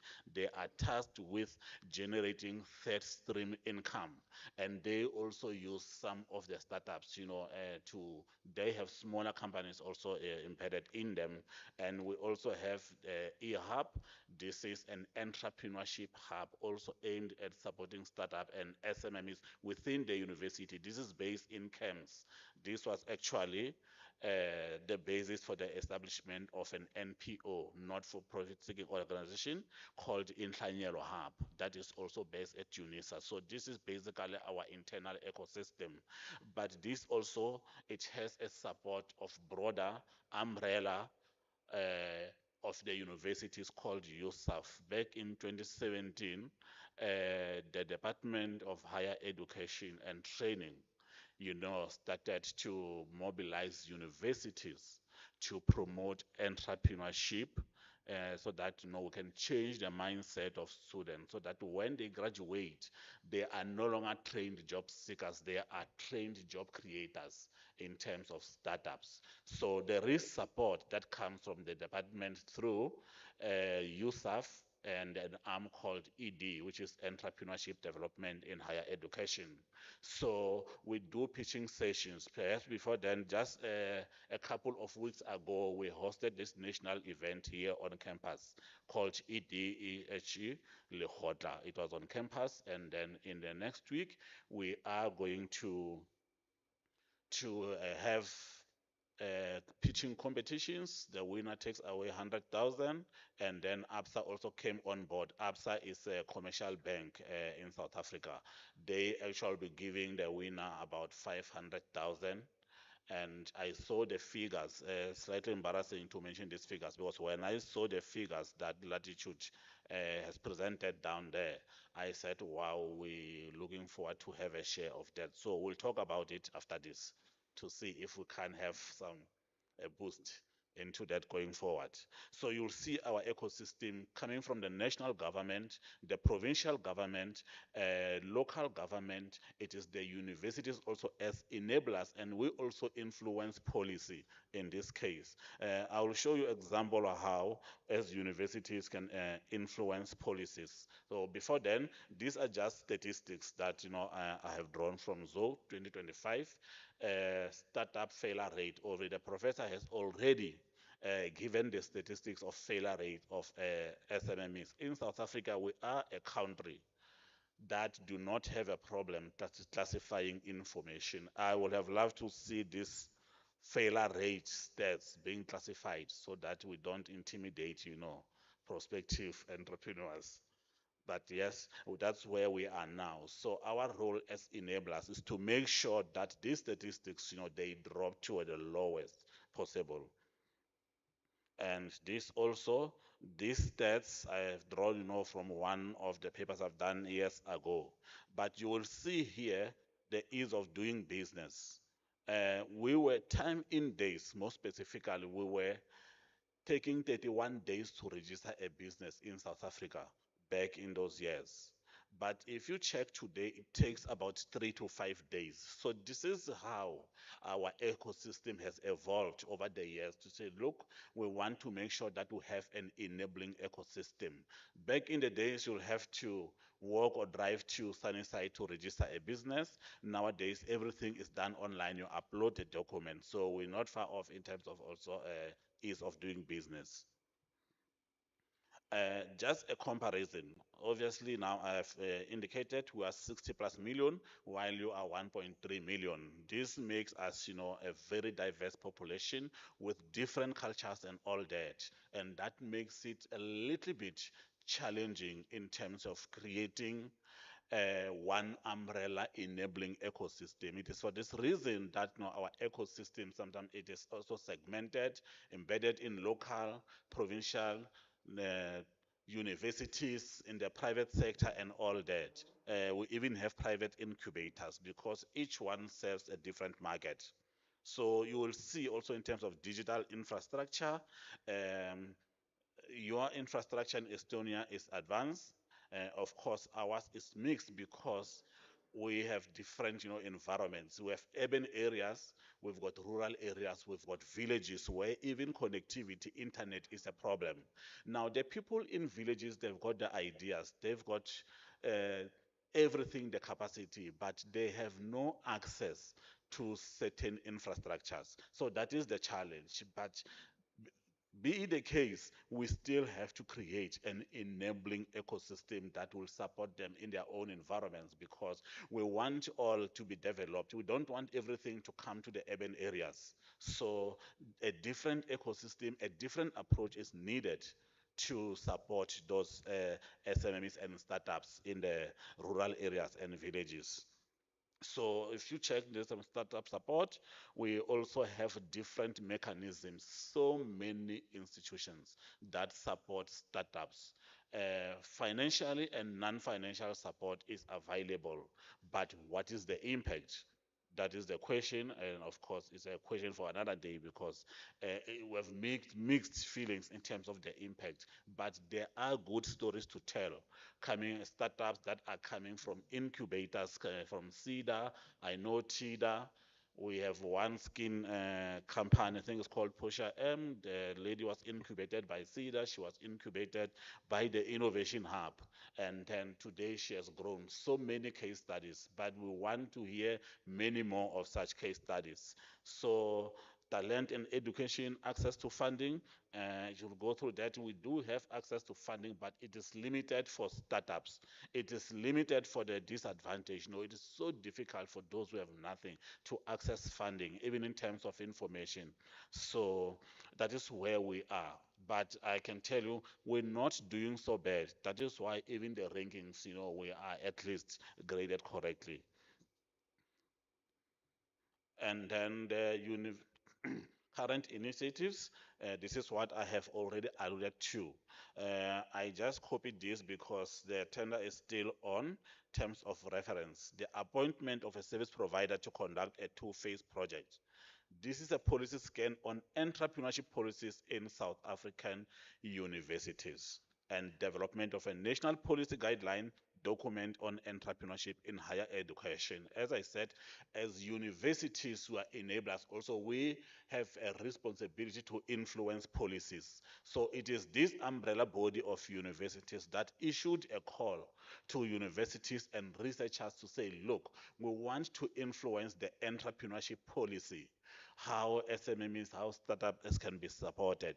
We want to embed entrepreneurship in the DNA of every university. So this call is still on. It's closing sometime next week or by the end of the month. So this shows the desire or the drive by South Africa to influence policy when it comes to supporting startups and supporting small businesses and entrepreneurs. And initially, I indicated that we have ED intervarsity competitions. And next week, there are finals where the winner will take away 100,000, and then the other one, innovation, will take away 500,000. The other one's Upside Innovation Award, tier seed funding for university students. Mr. Ayanda, he just left now. He's the one facilitating it for UNISA, but there is good support for students. You know, the winner, I'm not sure how much, if I'm not mistaken, it was over 300,000. So that is good. City of Tshwane also, they also have innovation competition that they run with universities. So you clearly can see that, you know, our ecosystem, yes, there are challenges, but there is progress. There are platforms for development in that case. So this is basically what universities are doing. And just key South African startups, you know, building a global village. One example of such is Time Bank. I wonder if you're familiar with Time Bank. You've seen that. But Time Bank is a digital bank. It's one bank that you don't have to go and queue, you know, at a physical branch or something. Any retail store that you go and do shopping, you are able to bank with them. Get a card at Pick and Pay, get a card at Boxer, and start banking immediately. So this is one example of a mafia that we have in this country. So you will see already it has gone global, Time Bank. So this is what we want to see. We want to see many more startups, you know, going global and introducing themselves in those markets. Also, Lockstead, this one is a Cape Town. I just chose it because you were in Cape Town 2 days ago. But you'll see that Time Bank is actually one big compared to the other one. So, and then how can we collaborate? South Africa and Estonia through Latitude 59, of course, knowledge sharing. We we're looking forward to keeping you for the next few weeks so that we extract the knowledge we have. So if you're free, please remain in the country and then we'll interact. And then cross-border networking, joint innovation programs. I have already indicated that we have some innovation awards, you know, some pitching sessions. You have indicated already you've got such there. And if this event had taken place a month ago, definitely you'll have been invited to our sessions. Entrepreneurship development in higher education, but we're looking forward to having you on board so that when we have our pitching sessions, you are on board. We are also looking forward to those figures there. Let us discuss how we can navigate through. And of course, policy and capacity building, we need to share the best practice, you know, which policies work best. Although policies sometimes cannot work for every environment, we still can adapt to see what can work for us. And then, of course, students and staff exchange. You know, sometimes learning when is that there is that exchange. People learn better when people go that side, they come back with new knowledge. And also, when you want people come back here, they are able to learn our culture. So we're looking forward to that. Um, this is in my language, Nakansa. It means thank you. So, like I indicated, our ecosystem is so broad that it is even hard to master it. I will have missed a lot of things. Otherwise, we can take a week, trying to unpack the whole ecosystem. But this is just to give an idea of how our startup ecosystem works in the country. Thank you.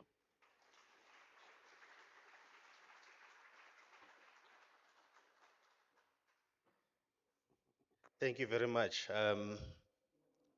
Wow, what a comprehensive presentations by both presenters.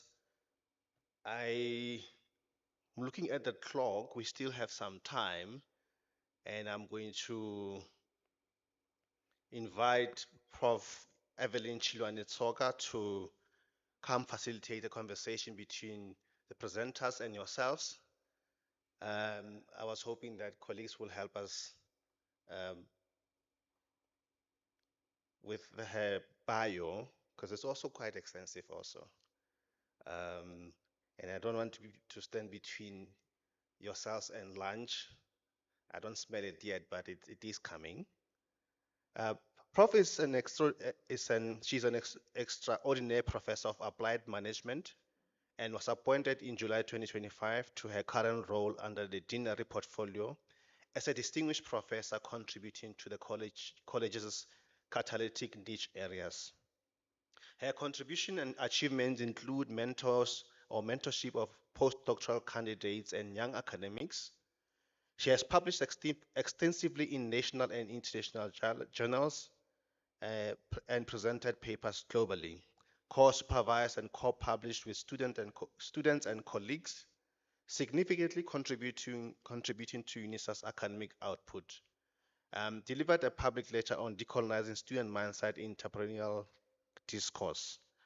Um, participated in a 2018 Addis Ababa policy dialogue with 53 countries on entrepreneurship as a tool to combat graduate unemployment.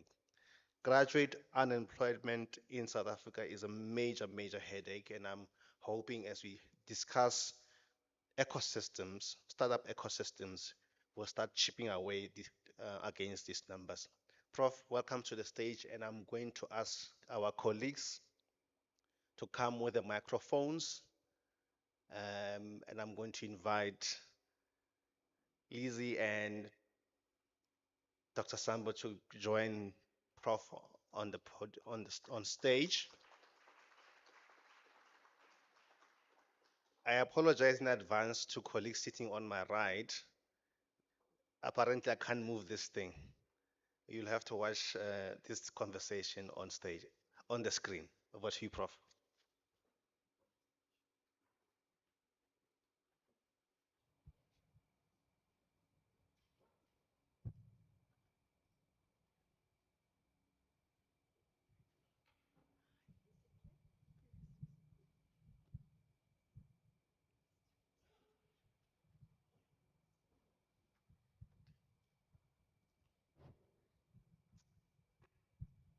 Still good morning, am I right? Good morning, and we take this time to reflect on what has been presented to us. And I just want to say that I actually want to welcome you to the University of the Land, UNISA. We pride ourselves for what we do and what we stand for. We learn from what we have done and where we're going. By so saying, I want to thank the ambassador of Estonia. What you said immediately when you were to take the stand that in Estonia, you always learn from what you have done and you always want to know where you're going. And it was concurred to us by Liz, who said the ICT employment was 10% and is geared towards 30% in the coming 5 years. So I realized that you speak the same language. Can we applaud? We're coming to this session. And in this session, it's a session of what do we learn? How do we learn? And we thank the Thabo Mbeki School, who has already started the groundwork, that they have already attended the coursework. They came to your country, so they understand. And we, as College of Economic and Management Sciences, I want to say that we are so privileged and we are so excited to be part of this bigger global village. And there is somebody who's very significant in our meeting.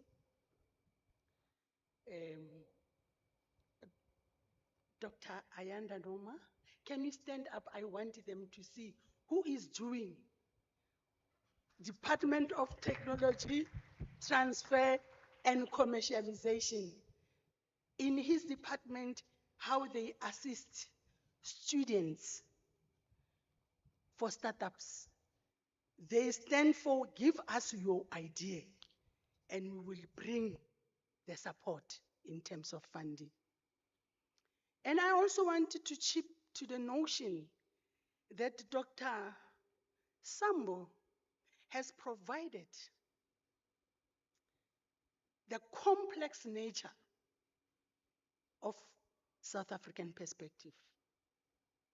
If you learn from the two, what in Estonia is 1.3 million people, which tells us that the per capita income of Estonia is high. When we have 2 kids, compared to somebody who has 10, it's not the same. In South Africa, almost 60.4 million, and 2 people in 100 are startups. It's a concern indeed.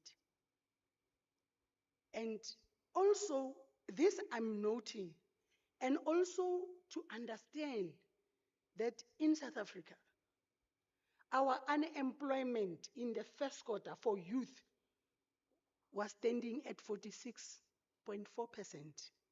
And I want to believe if we say youth unemployment is at 46.4%,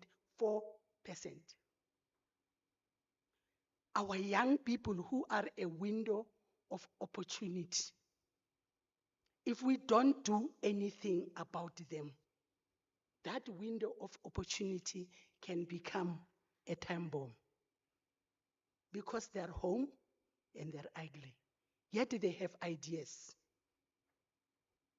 And that unemployment generally in the country is 31%.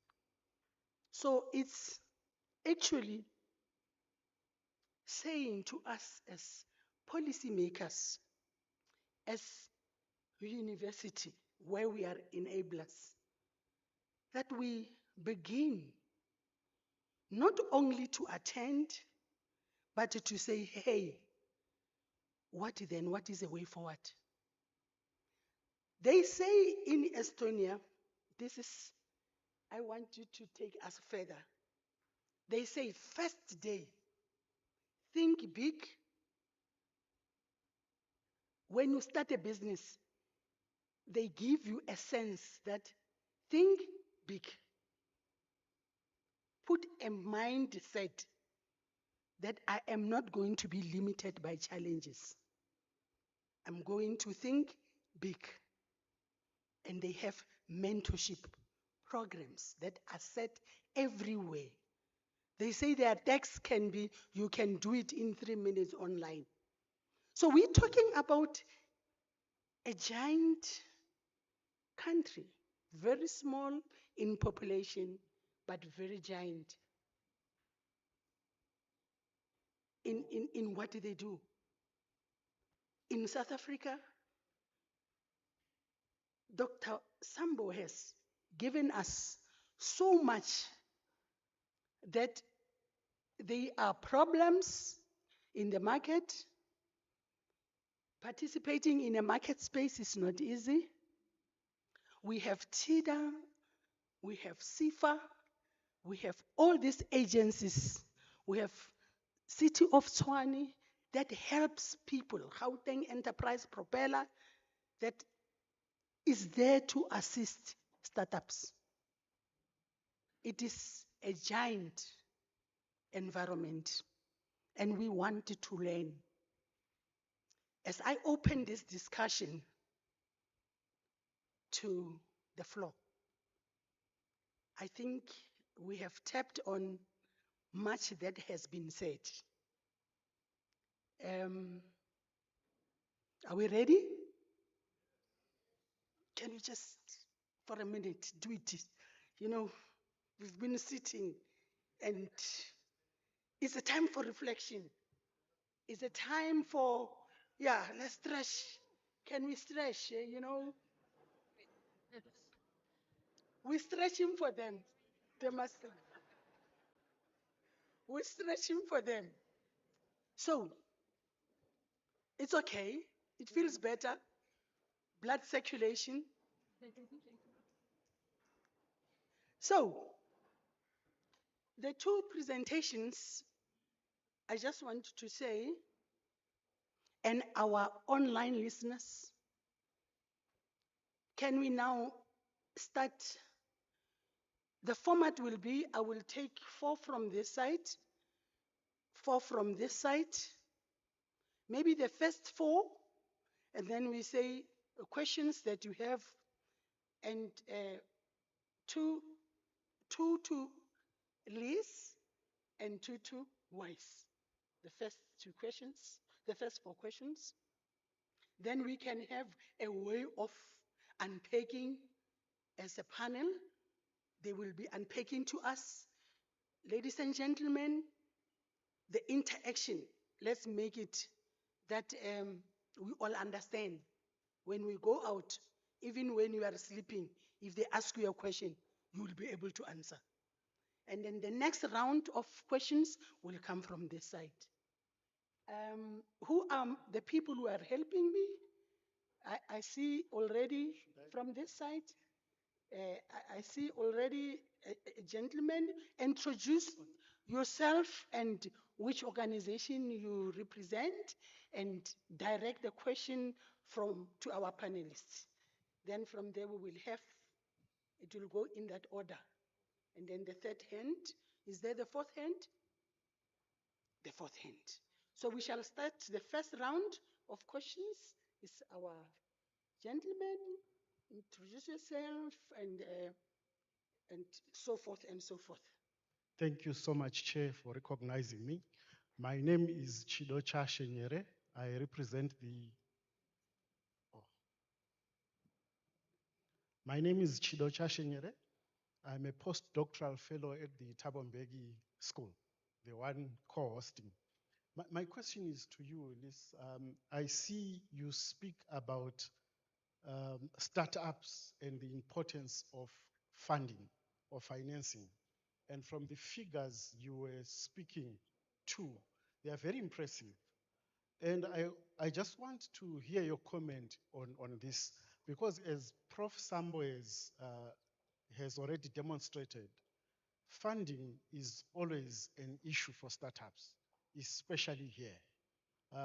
Now, my question is, through your e-residency, are you open to helping any person who has a startup in terms of funding? Because I can say this confidently. We are not in short of ideas in terms of entrepreneurship, but normally what we struggle with is the funding. So the first part of the question is it open to anyone, or it's particular to countries that you work with? The second part of the question is, I understand Estonia is tech heavy, and therefore the bigger part of your business is AI assisted, it's tech intensive. How do you ensure in terms of, because you have a global vision in terms of assisting, how do you ensure that the tech, the companies, the startup companies that approach you are not all interested in tech-heavy stuff as Estonians? Because my reading of the situation, I could be wrong. It seems to me that tech-heavy companies get much of your support. How do you ensure diversity in terms of the entrepreneurs that would want to work with you? Thank you so much. The second hand.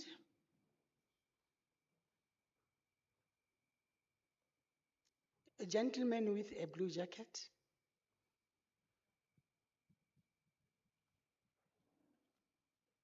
Good afternoon.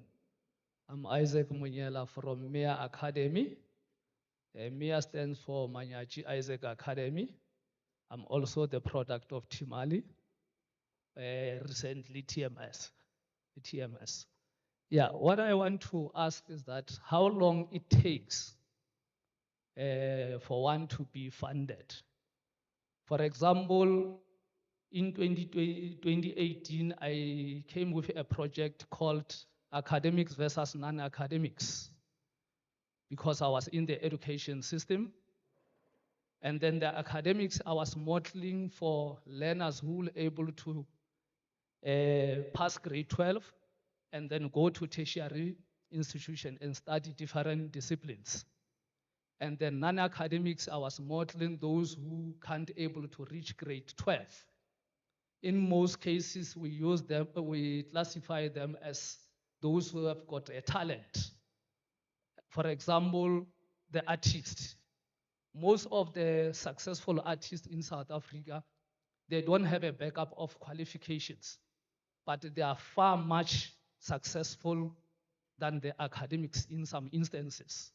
So 2019, I won 2 awards from Gauteng Premier.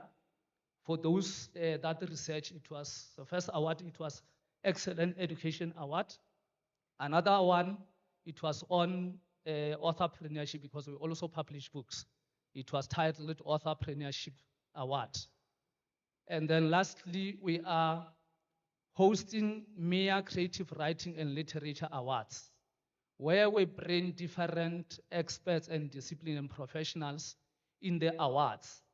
And then we hosted them in 2022 in Gauteng, and then now we moved them to Limpopo in order to check the reception that side, because there was a big concern or request from people from Limpopo.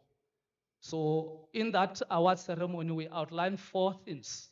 It's just not award ceremonies or celebration, but it has got subtopics within it, which are dealing with social issues and different issues in the communities.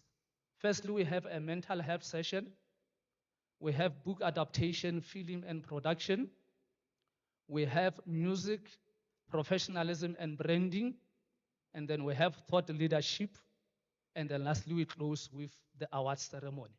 So we've got different veteran actors, which we are working with them for Africa's Why and so forth. So I just want to find out how long it takes for you to fund this kind of a project, because our project now is going to take place on the 18th of December at the Funcions Hall in Polokwane. Thank you very much. The question is about how long will it take?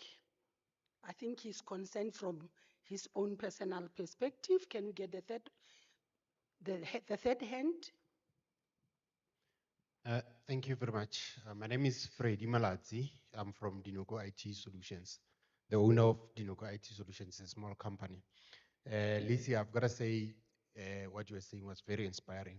And I'm wondering here in Estonia, do you have issues that we have in South Africa? Because we've got a legacy of apartheid special planning that took our people far from the things, where there's no infrastructure. And now we talk about entrepreneurship, our people must come to get things. the things that are not going to them. So do you have such planning? Was it a challenge for you if you've got, and and how did you solve it as well? Thank you. Short and sweet. The fourth one. Good morning. Thank you for the opportunity. My name is Nondwentle from a company called Ditao Africa. We promote intra-Africa trade. I just want to thank you so much for both your presentations. Lisa, I'm quite inspired by the work you do. I want to find out in Estonia, how do you, I'll call it, rehabilitate failure? So I want to understand your approach to startup or entrepreneurship failure, because I think that's what define how companies or entrepreneurs recover and try again. So what's your attitude in terms of failure and rehabilitation of those entrepreneurs? Thank you. I think we had a question from or the last one. Do we have the last one? Phyllis, excuse me. We said the first questions, if we have one, we had two, we had three. Yeah, I think we have four. And the questions mainly, one is, I think the postdoc gentleman, your questions were directed to Liz. And I also see that also the question 2 were directed to Liz. Question 3 about challenges. I'm gonna ask about all the questions again because I have no memory. And the question 4, also how we rehabilitate trainers. So in that order, can we all listen as she attempts? She doesn't say she's a master of all, but she will attempt to answer. She has the ambassador to back her. She has also a colleague to back her up. Yes, can we give one microphone to the ambassador? Okay, I will try. I will try. You will remind me the questions, right? And you help me the answers. Okay, the first question was about e-residency, right? You were asking that, the e-residency question, and you asked if this is something through what we help startups to get funded and what kind of startups do it, right? Something like that. Okay, maybe you can specify for a second.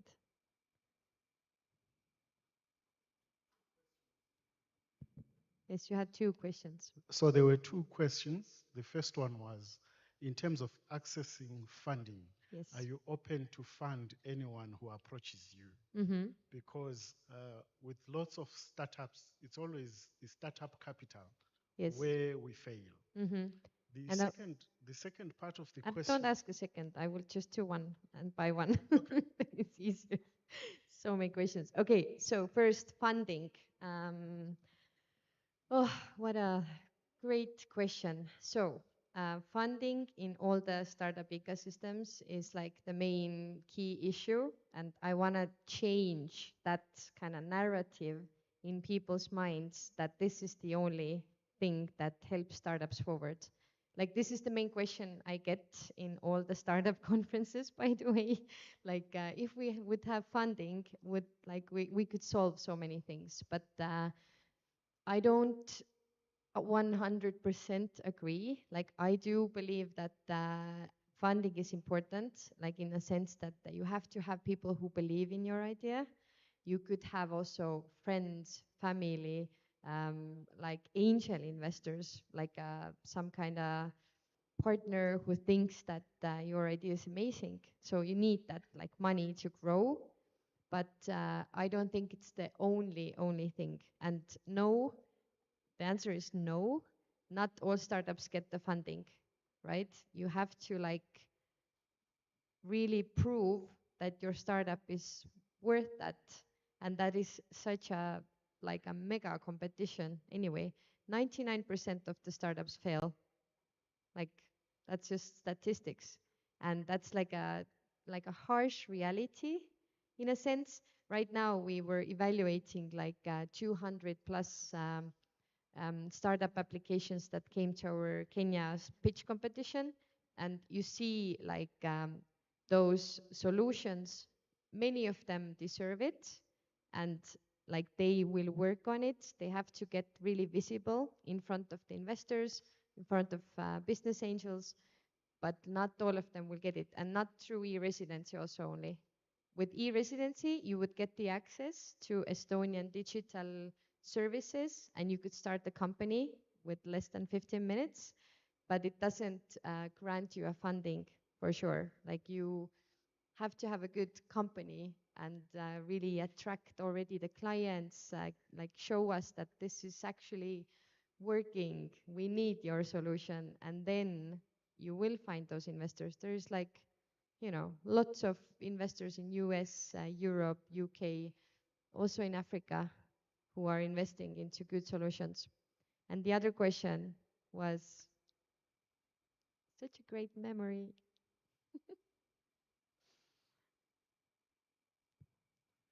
The second question was, how do you ensure diversity in the startups Yes. that you work with?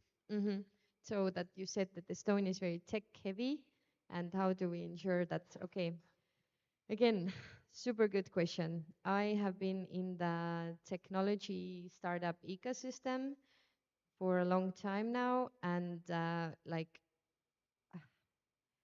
how do you answer that? So the main thing there would be that you need to have like other sectors involved. Like many of them don't maybe even think about that startups could help them. And I'm talking here like agriculture or like culture or I don't know, creative people like designers, so that like technology can come into their work and it doesn't have to be tech heavy. Like you don't have to be scared of like some like technologies taking over your sector or whatever. So it's more like how do we collaborate to actually scale what I'm doing best. It's not about that you need to do like software as a service only. It's you could also start like, well, the deep tech that comes from universities, like the research, that takes a lot of time, right? And we need those solutions as well. We do need health tech, like everything regarding health that would, you know, we need to get the answers faster and so on. So it's really hard to answer that question because I don't see it that way. I don't see it that it's like tech heavy. I see it in a way that technology can actually help you um, like find solutions to the problems faster, maybe. But like keep in mind that like yes, all the others, like all the other solutions and people and sectors exist, and just like how can you work together? That was a long answer. I'm sorry.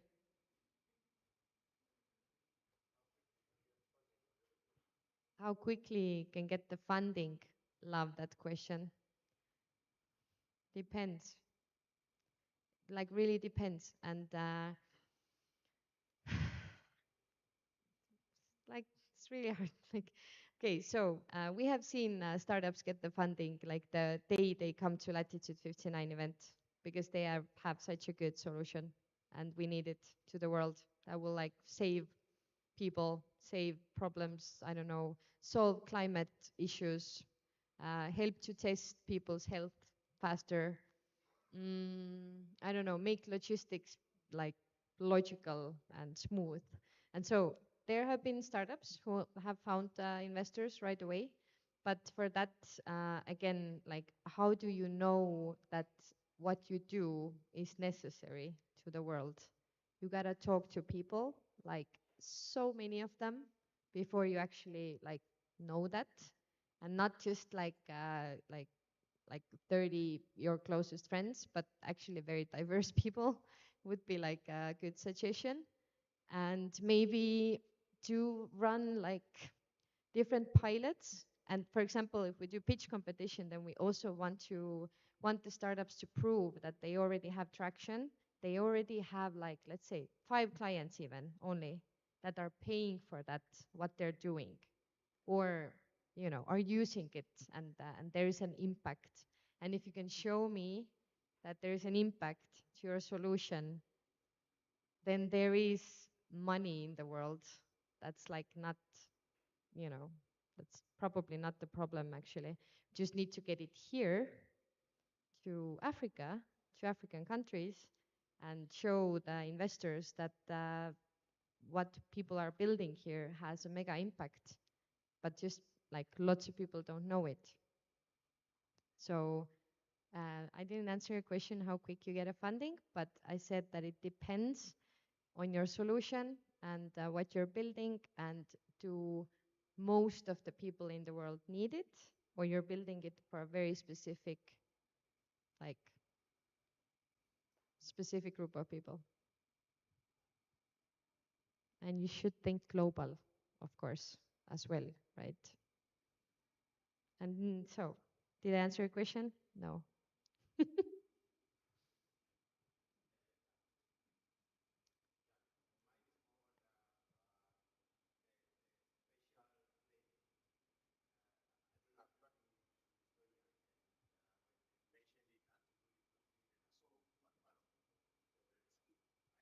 Mhm. Uh, that I've done that. I've introduced myself already. Okay, I'll do that again. Freddy Malatsi. So the reason I'm raising this is because if you look at our makeup, the previous regime has built a lot of bars in townships. And today, when we say the businesses are growing in townships, it's mostly alcohol businesses. And that has got a bigger impact into the society. You know, when I said I was inspired by your talk, it's because it talks about building and building the village. Even though you say global, I'm thinking global will start with local, and local will grow into global.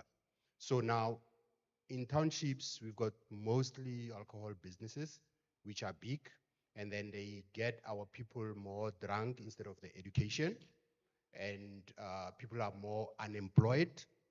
So now it's a challenge on itself in terms of the makeup of the society. And then now we come and talk about small businesses growing. That becomes a challenge because now they serve more urban people. They serve more people that are in the suburbs. And people that are in the townships are get left behind, while the growth is not more on education as well. So I'm asking if in Estonia you've got such special planning, and if you've got, are they not challenges in terms of growing small businesses? So how do you get these people to be part of the growth, part of this growing global village? Very good question, and I will have Daniel to answer that actually. I think he's has a better answer than I do, but we do have challenges. Yes, thank you. Thank you very much. I'll come over here as well. In 1991, we restored our independence. We were occupied for almost 60 years. So we started out, we were completely poor, our infrastructure was destroyed, our country was polluted. Our governments understood that our only resource was the people. So you had to empower the people. And the people were empowered by e-government, by making life easier for the citizen, delivering citizen services. So I think the current question that you're asking is how do you get to all of the people? And it was a decision made by our government, our prime minister, was that everything is going to be simplified in life. You do not have to come to the office. There's not a person stamping your documents. There's not, you don't stand in the queue for Estonian saves 2 weeks of time per year not having to stand in queues at the government offices or during bureaucracy. So this allowed us to be more efficient. So I mean, the technology, we always tell when we go around Africa, technology is not a problem. The technology exists everywhere. It's how do you adopt this technology and change management and change how systems are done. And I think that's how in Estonia everybody was empowered. We started off with what's called Tiger Leap, internet into all the schools. During the day, the kids. In the evenings, the elderly. The mothers who are not able to leave because of their family during the day, they're not able to study. They were all done in digital skills training. 98% of our tax declarations are done online. That means the pensioners also are doing their declarations online. So I mean, it's getting everybody, giving everyone those tools, everyone who wants to be part of the game. And I hear a lot. We were just at the Africa Tech Festival. We need more connectivity. We need more connectivity. I don't know if you guys remember, there was a thing called dial-up. And that's how you got internet. Well, that's how we created our system in Estonia. That was the speed of our internet. That's how we did e-governance. So I mean, you guys have plenty. I've seen how my telephone works here in Cape Town and in Pretoria and Joburg. I got plenty of data. So it's just a matter of learning how to use it. And data is only expensive when you're using it to watch YouTube and to be on X or on TikTok.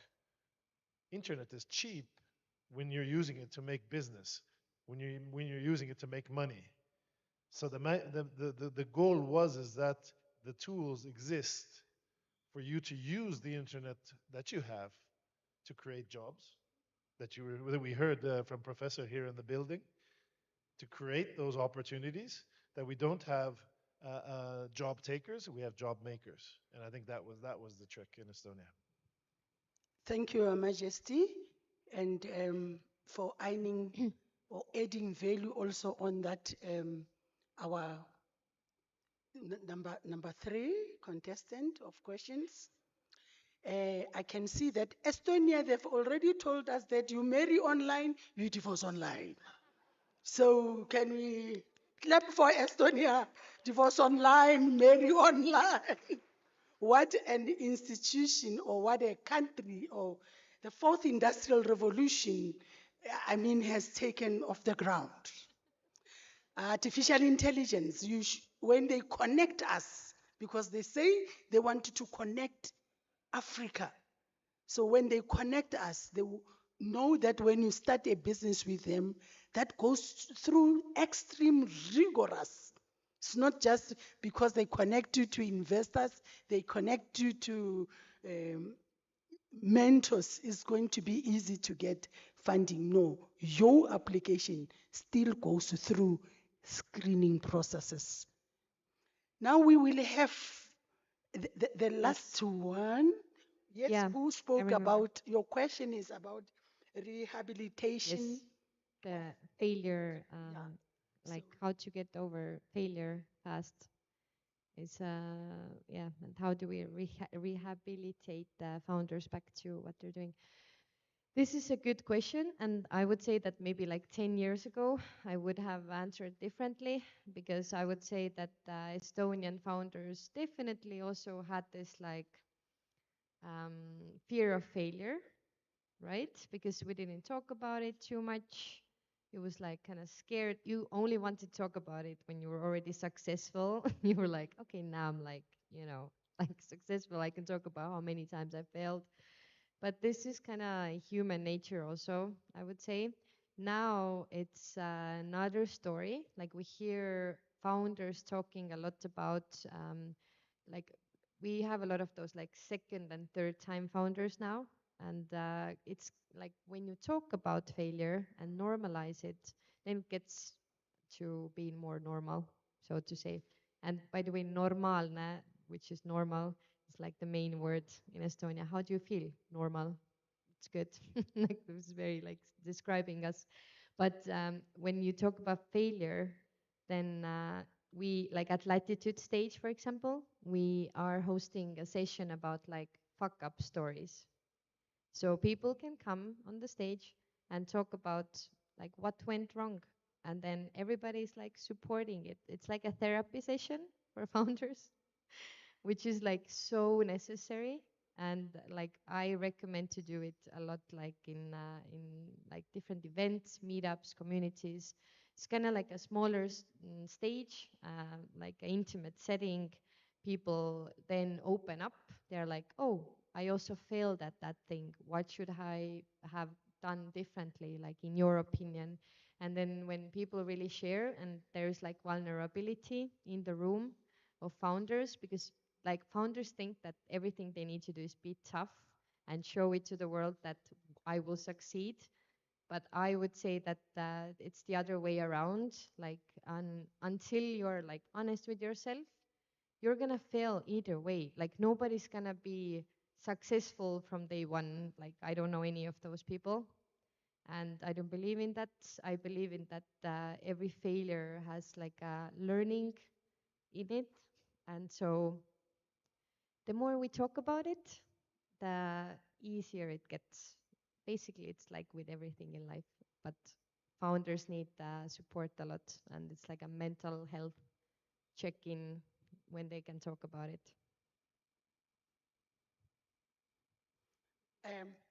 Are the narratives you satisfied?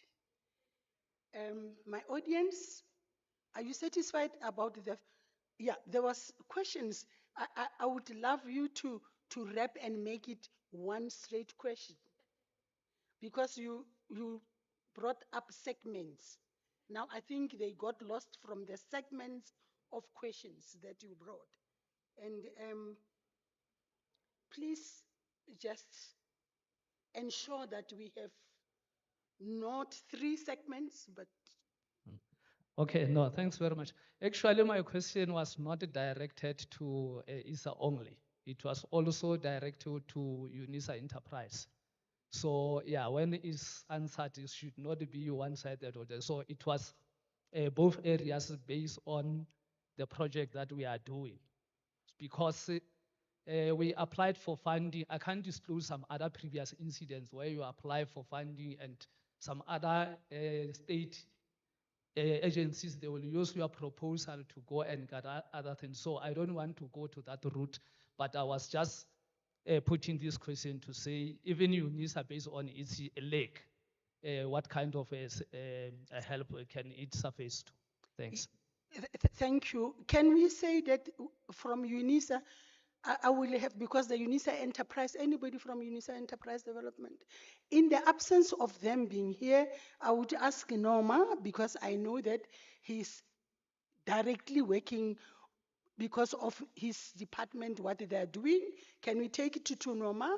And secondly, we can give it to Dr. Weiss, who will also, because he works also in their collaboration, the two of them will then represent how UNISA taps into the question that has been asked. And lastly, then you can come up. Good afternoon. Thank you so much for the question. I was raising my hand thinking that I wanted to say something, but at least now I get an opportunity to talk about some of these things. But before I do that, I must just extend an invitation, because I hear that you're still here. These are our friends from Estonia. You're still here next week. If you are here next week, we are hosting the UNISA Innovation Festival, right? It's a 3-day event, and we're having startups pitching. From this day 2, the whole day, we've got different pitches. We've got the UNISA Innovation Challenge, which is for students of UNISA. We also have what we call the Crucible, which is for startups that we support via what we call UniVentures. UniVentures is a facility that we've created, for 4 years back. And over the 4 years that we've had, we've actually created more than 40 startups. And of course, some of them die, but some of them survive. I can't talk about the survival rate at this stage. It seems better than the statistics that you have there, but it's still very early days, right? We also have pitches by the UNISA alumni. We're working together with the UNISA Foundation. They've put together a fund where we actually support, innovative, startups, coming from the alumni. So these are the kind of, pitches that we have. If you're still here, next week, please feel free to attend. Anybody, please feel free to register and attend. It's called the UNISA Innovation Festival. It started as a small event, but it has become a huge event. People outside, they look forward, to the event. So even ahead of it, it's on the website. So when it comes to, just answering your question, in a way, I've alluded to some of these things that we have, right? We're a tech transfer office, but I always say that we're a technology transfer plus office because we've got other functions, other things that we do that other tech transfer offices may not necessarily do. Besides, looking after the IP that comes out of UNISA's research and development activities, right? We do support innovation. We do support these startups, development of startups. We do have, if you're a student, we do have the UNISA Innovation Challenge, one of the biggest, programs that we have. And of course, it's open to all UNISA students. Just imagine, we don't just sit in our offices and say, hey, here's a call, come up with ideas. We come to you where you are to make sure that it's a program that is about ideas, not just about access, whether you students that have got access to the internet or not, but to make sure that we broaden the participation. Right? And of course, the prize money there to those that win is 250K, right? But the bundle of support that you get by our own estimates over a 2-year period that we support you, right? That includes other things that I will mention. It's worth about 2.5 million. Not just the one, because it includes something else that perhaps maybe want to raise, because one of the things that was mentioned in the presentation was the importance of actually exposing, people to other systems, to what happens elsewhere. We run an exchange program. All the startups that we support, they get to participate in the exchange program. But it's not a given that because you are there, then it has to do with the progress that you are making and of course the connections that we're able to make, in other systems. Then if you're a staff member, we have a number of funding instruments. We've got the Innovation Support Program, which is a translational fund that helps, to build that first prototype. And of course, if you want to build, proof of concept and other things, you do have another funding called now it's called TIA UNISA Innovation Agent, TIA UNISA Seed Fund. We partner with the Technology Innovations Agents, right? If you are the alumni, we call it Innovation Pioneers Program. It's funded by the UNISA Foundation. So there's a lot of things that we do. But we don't just end there, right? We really empower our staff and students. We do have courses that we run. They are free, they are open, to everybody. We've got master classes on IP, or master classes on commercialization, master classes on innovation. But we also have what we call UpTech, where we introduce, staff and students to the tools that you need, right, to be able to translate your idea into a business, right? We provide those tools free of charge. And one of the things that came out in the presentation, that building the system is about people. It's about people being capacitated. It's about people having conversations. It's about bringing people that actually make the change. And this is something that we really believe in from our side.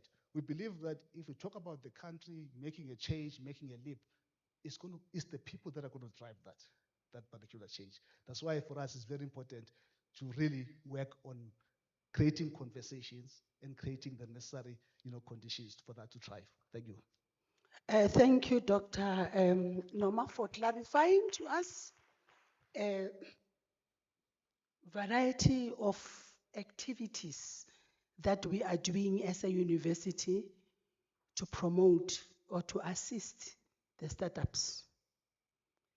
And also, we want to thank you for extending the invitation for next week. That we will be having a festival wherein he says, the Majesty, the ambassador, he knows that next week you might still be around in South Africa. And if possible, he would like to network with you through the permission of Thabo Mbeki School, Prof. Mello, that we are extending the Estonian delegation to be part and parcel of our showcasing of our ideas, exhibitions, and how we fund startups. So on that note, I would want to say to my colleague, Dr. Sambo, that don't feel that they are sidelining you. It's because ka Sepedi re re moeng e tla re je ka wena. In interpreting it is we say, let a guest come so that we may eat because you came. We slaughter a cattle because you came. I think you saw the environment in Kenya. That's what we do also. So, but he can also say something in terms of the question that was posed by, yes.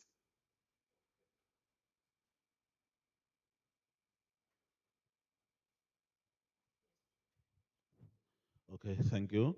I think most of it have been answered, but just to say, every time we have a session or an event on startup funding, it's always a hot potato. Um, the process is highly bureaucratic and takes long because of the scrutiny that is needed. So if you happen to be in that space, there is also a test of character.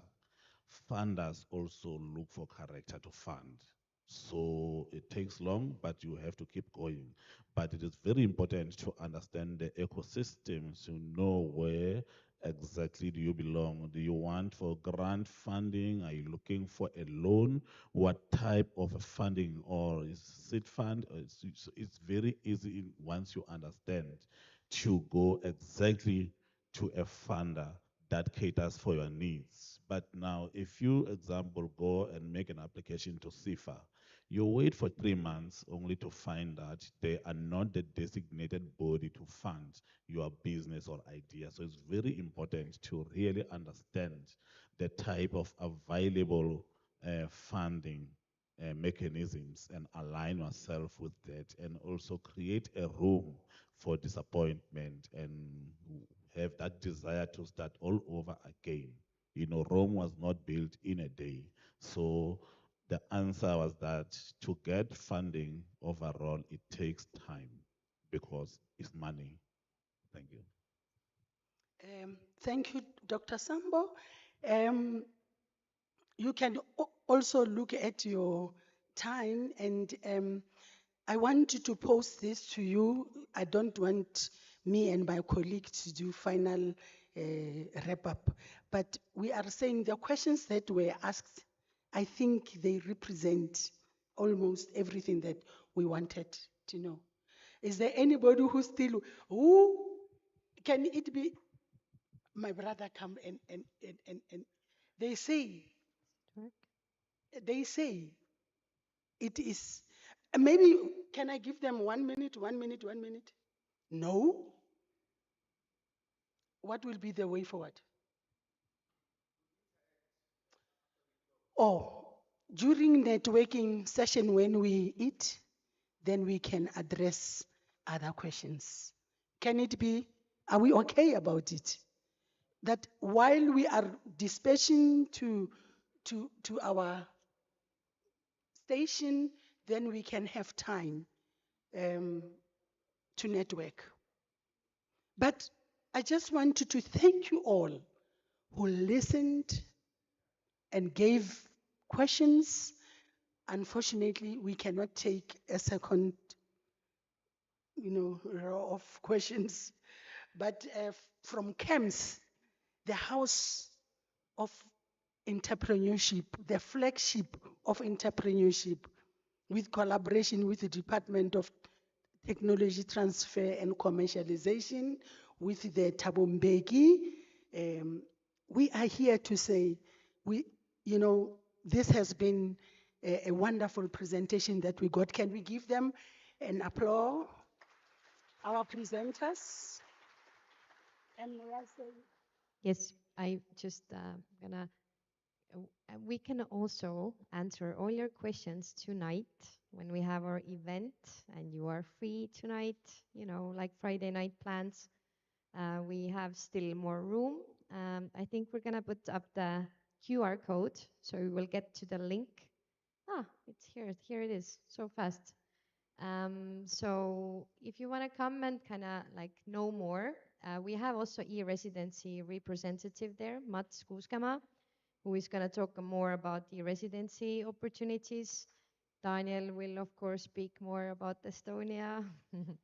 So it's going to be like a nice networking event in Santon. So more questions would be answered. But thank you so much for having us. For that, we just wanted to say the program director will then come and give further directives.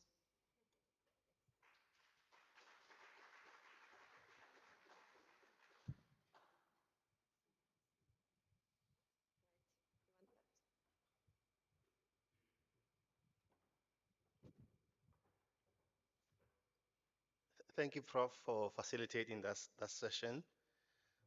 We really want to thank you for your time and your attention during this segment of the program. I'm going to ask Prof. Miller to come join me on stage. Mr. Mhapi, while I do this so that we don't waste more time, please do put up the QR code so that the colleagues and friends can scan if they want to continue with the conversation. Yes, please. I want to thank Prof. Mello, our Director for Academic Programs, for opening the session. Really want to thank the Ambassador for coming and giving his remarks, and our two speakers for a thought-provoking presentation on ecosystems. These case studies require us to further engage in what needs to be done for ourselves in this country to make sure that we really do use SMMEs as an engine for economic growth and employment. Prof. Mlito, we thank you very much for representing the SPL and the overview you gave. But most important, I want to really thank you, members of the audience, guests, for coming through, for driving, walking, to come and be part of this event this morning and afternoon. It will not have been what it is without your participation. Prof, I'm going to invite Lisi, I'm going to invite Dr. Sambo, I'm going to invite Prof. Chilona Soka, and I'm going to invite Prof. Mlitwa and the ambassador to come, as we call them.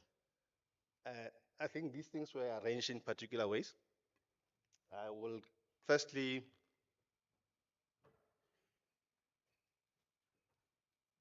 request Lisi to come to receive a little token of appreciation from us. Maybe walk slowly because the camera person wants to capture this moment. We may have to repeat this. I'm going to also ask Prof. Sambo.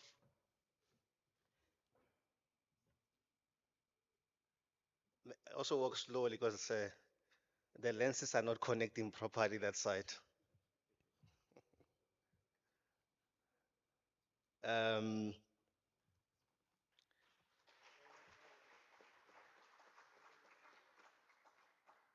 We're going to have to fake redo this this gift handover when our photographer is ready.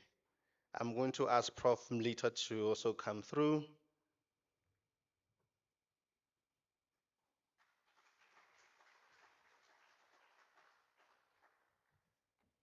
And I'm going to ask Prof.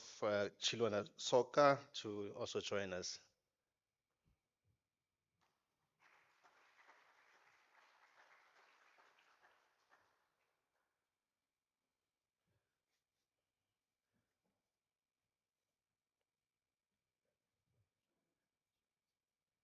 Yes, and I'm going to ask Ambassador to also come through.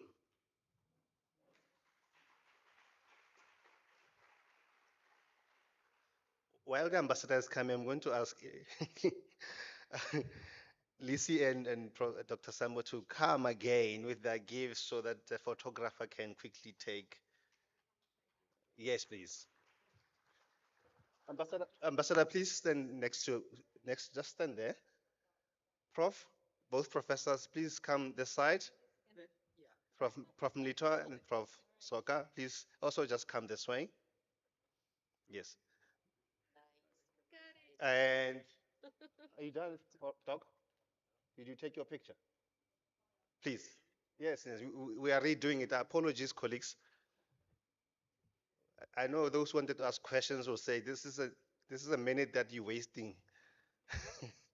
And I'm therefore also going to ask everybody to congregate and to do a group photo. Colleagues, please do. Yes. Yes, you're still there.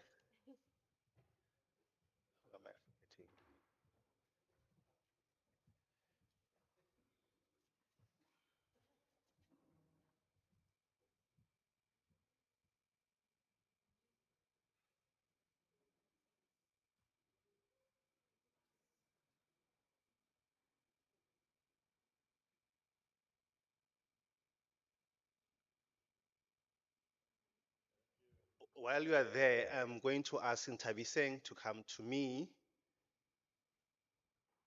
She looks surprised. Please do come. Um,